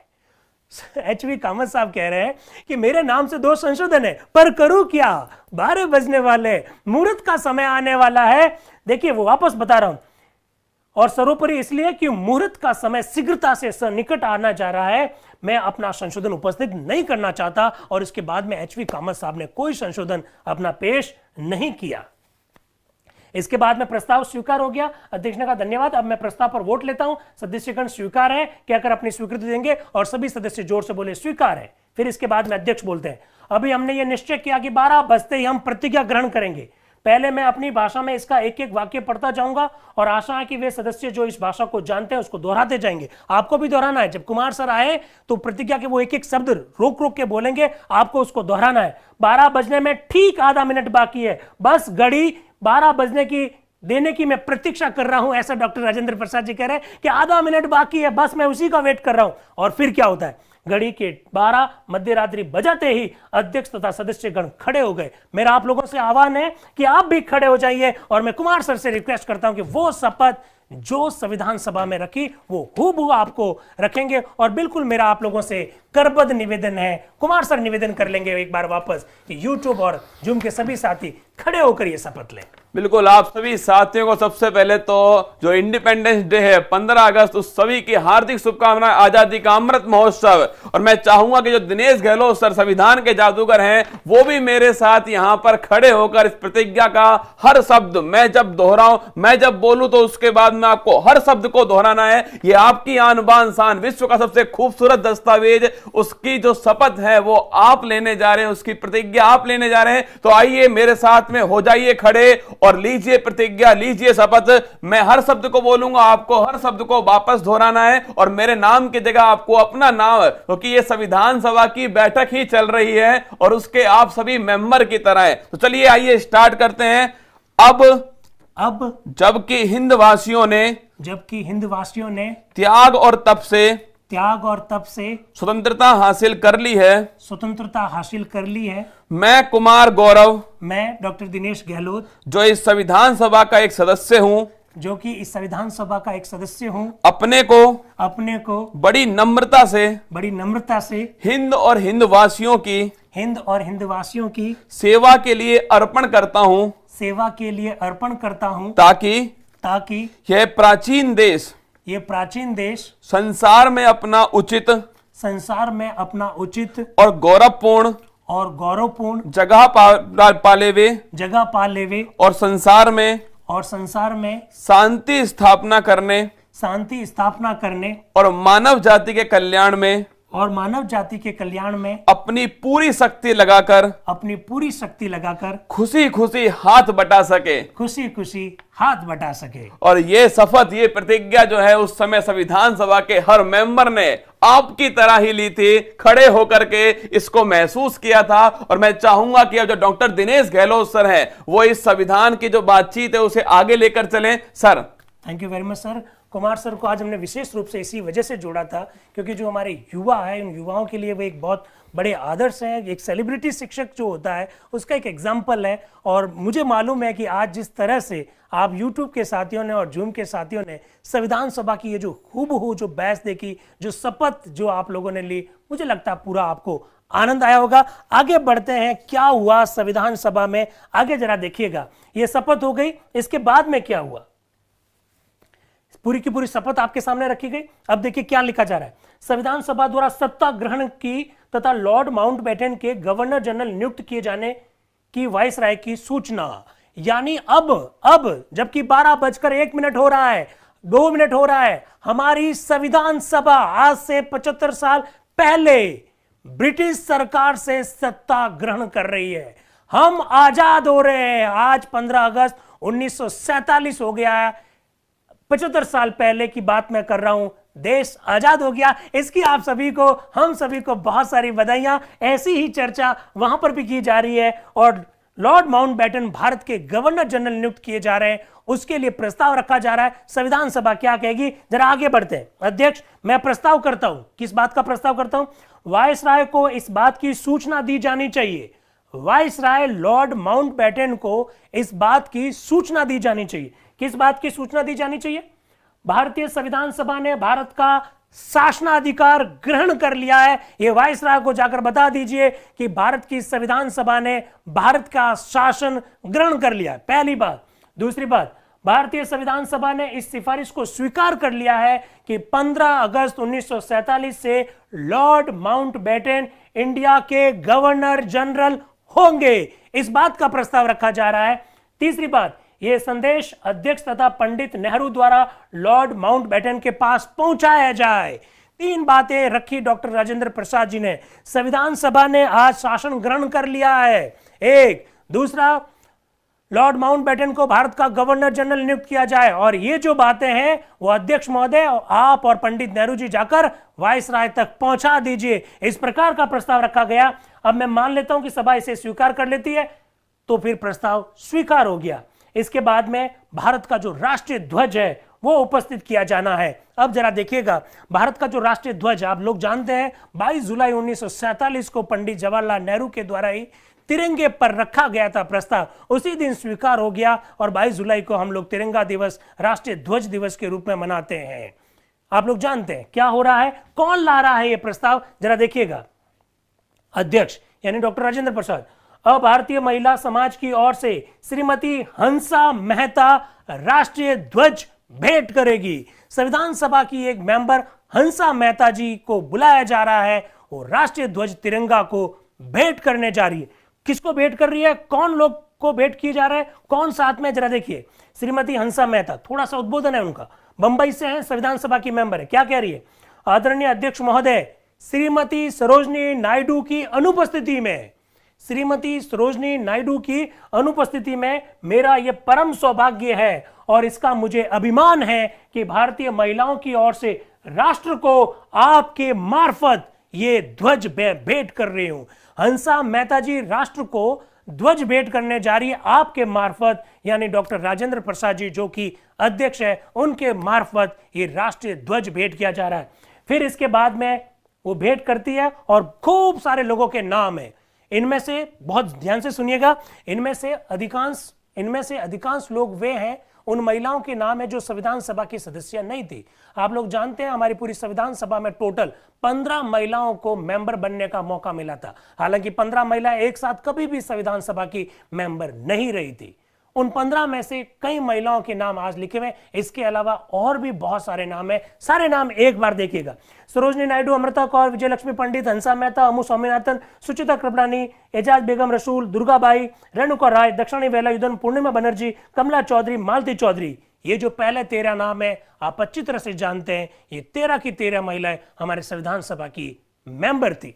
फिर देखिए, अबला बोस, रुक्मणी लक्ष्मीपति, मिथुन दाता लबलाम, अनाक सेन, अस्वा हुसैन, राधाबाई सुब्रयन, ताराबाई प्रेमचंद, जेटी सिपाही मालानी, अंबुजा अम्मा, जानकी अम्मा, लीलावती मुंशी, लावण्या प्रभादत्त, सोफिया वाडिया, मृणालिनी चट्टोपाध्याय, शारदा बहन मेहता, इनके सबके नाम आपके सामने आए जा रहे हैं। और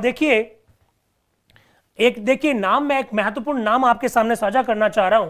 वो नाम आपको इसलिए मालूम होना चाहिए, एक नाम लिखा हुआ है यहां पर, वायलेट अलवा। वायलेट अलवा नाम सुना आपने? हमारे राजस्थान की एक राज्यपाल रही है मार्गरेट अलवा, आपने नाम सुना? हमारे अभी राष्ट्रपति उपराष्ट्रपति जी के जो चुनाव हुए, उन चुनावों में जिस जगदीप धनखड़ जी जो उपराष्ट्रपति जो बने, उन्होंने जिस महिला को गया मार्गरेट अलवा, उन्हीं के फैमिली से है वायलेट अलवा।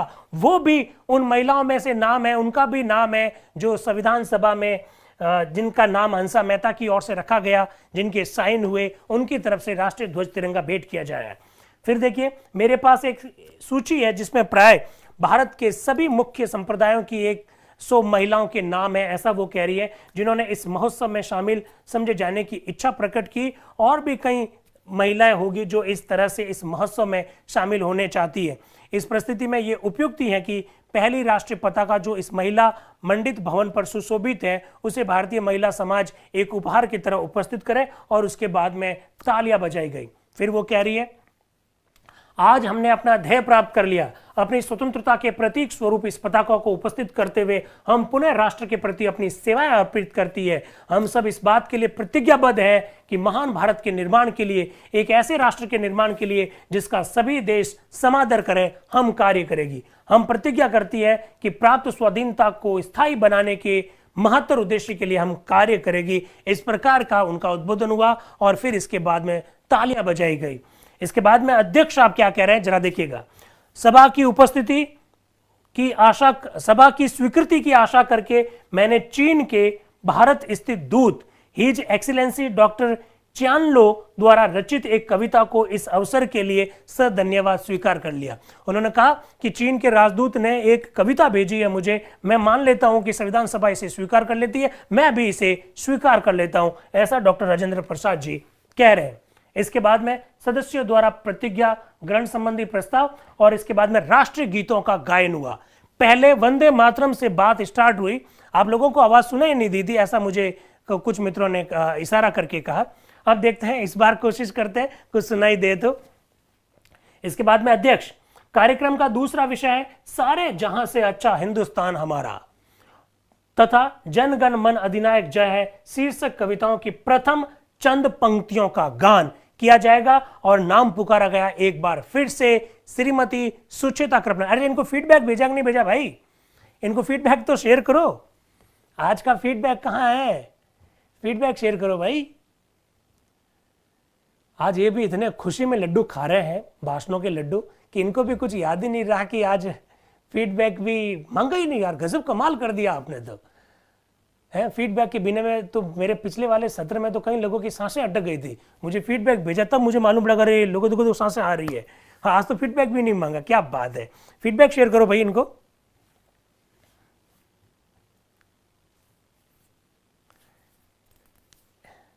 सर कोई बात नहीं, क्या बात है, आज फीडबैक नहीं चाहिए हमको, ऐसा मैसेज कर रहे हैं।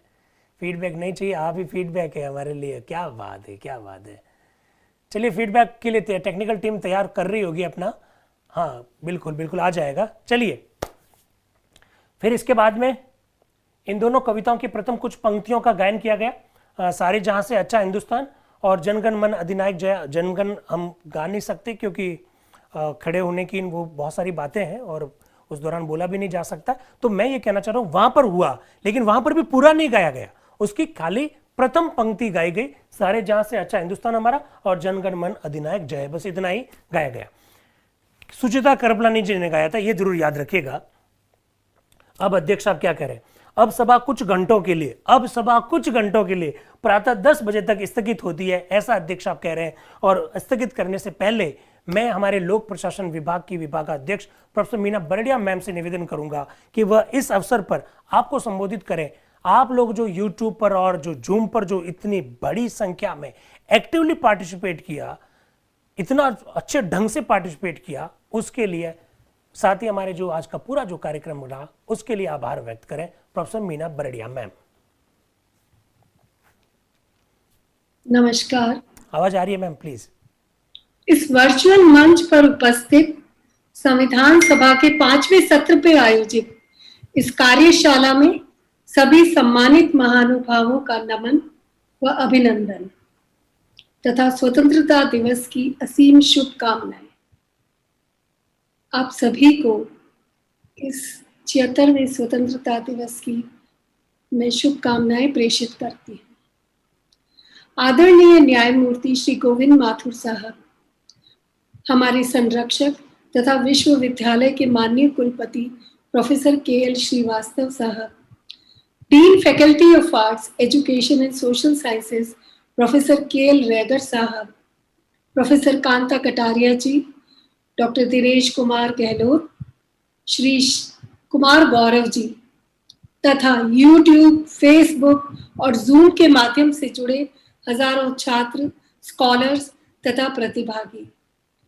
14 अगस्त की मध्य रात्रि और नई तारीख 15 अगस्त में प्रवेश करते हुए आज हम स्वतंत्रता के 75 वर्ष पूरे जोश, पूरे हर्षोल्लास के साथ पूर्ण कर रहे हैं। इस अमृत महोत्सव को मनाने का मेरे विचार से यह कार्यशाला एक अनूठा और विलक्षण माध्यम है, क्योंकि भारतवर्ष की संविधान सभा के 5वें सत्र का शुभारंभ इसी 14 अगस्त 1947 को हुआ और हम ठीक 75 वर्ष के बाद उन क्षणों को इस कार्यशाला में जी रहे हैं। एक एक्शन रीप्ले के रूप में संविधान सभा की डिबेट हम देख रहे हैं।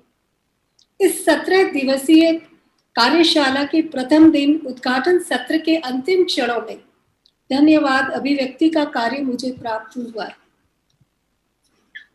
यह कार्य बहुत मुश्किल है मेरे लिए, लेकिन फिर भी कोशिश करती हूँ। सबसे पहले मैं धन्यवाद देना चाहूंगी हमारे मुख्य अतिथि माननीय न्यायाधिपति श्री गोविंद माथुर साहब का, कि जिनके ज्ञान और अनुभव का अमृत आज हमें प्राप्त हुआ है। सर, आपने मध्य रात्रि तक हमें आशीर्वाद प्रदान किया है, इसके लिए हम हृदय से आपका आभार व्यक्त करते हैं। जय नारायण व्यास विश्वविद्यालय का राजनीति विज्ञान विभाग, नेहरू अध्ययन केंद्र एवं लोक प्रशासन विभाग की ओर से आपका हार्दिक आभार। जय नारायण व्यास विश्वविद्यालय परिवार के मुखिया, हमारे संरक्षक प्रोफेसर के.एल. श्रीवास्तव साहब इस प्रकार के एकेडमिक कार्यों के लिए हमें हमेशा प्रोत्साहित करते रहते हैं और उनके आशीर्वाद से हम ये कार्यशाला कर पाए हैं। हम उनका भी हार्दिक आभार व्यक्त करते हैं। इस सत्र में हमारे संरक्षक कला संकाय के अधिष्ठाता सम्माननीय प्रोफेसर के.एल. रेगर साहब, जो कि छात्र संघ चुनावों के दिनों में कई समितियों की मीटिंगों व कार्यों के बीच में पूरे दिन व्यस्त रहते हैं और आज के हमारे बीच में वो आशीर्वाद देने पधारे, तो उनका भी मैं हृदय की गहराइयों से धन्यवाद करती हूँ। मैं विशेष धन्यवाद देना चाहती हूँ प्रोफेसर कांता कटारिया मैडम का, जिनके उत्कृष्ट नेतृत्व में राजनीति विज्ञान विभाग नई ऊंचाइयों को छू रहा है और आप विश्वविद्यालय की सभी कार्य योजनाओं और प्रशासनिक कार्यों में भाग लेते हुए भी पूरे उत्साह के साथ इस प्रकार की गतिविधियों से जुड़ी रहती है और प्रेरणा देती रहती है। मैडम, आपका भी हार्दिक धन्यवाद, हार्दिक अभिनंदन। धन्यवाद की श्रृंखला में सबसे महत्वपूर्ण वह कड़ी है जिसने इतने सारे लोगों को, इतने सारे फॉलोअर्स और विभागों को अपने साथ जोड़ा है। संविधान सभा को जीवंत रूप में सबके बीच लाने वाले, संविधान को अपनी श्वासों में रखने वाले डॉक्टर दिनेश गहलोत हैं।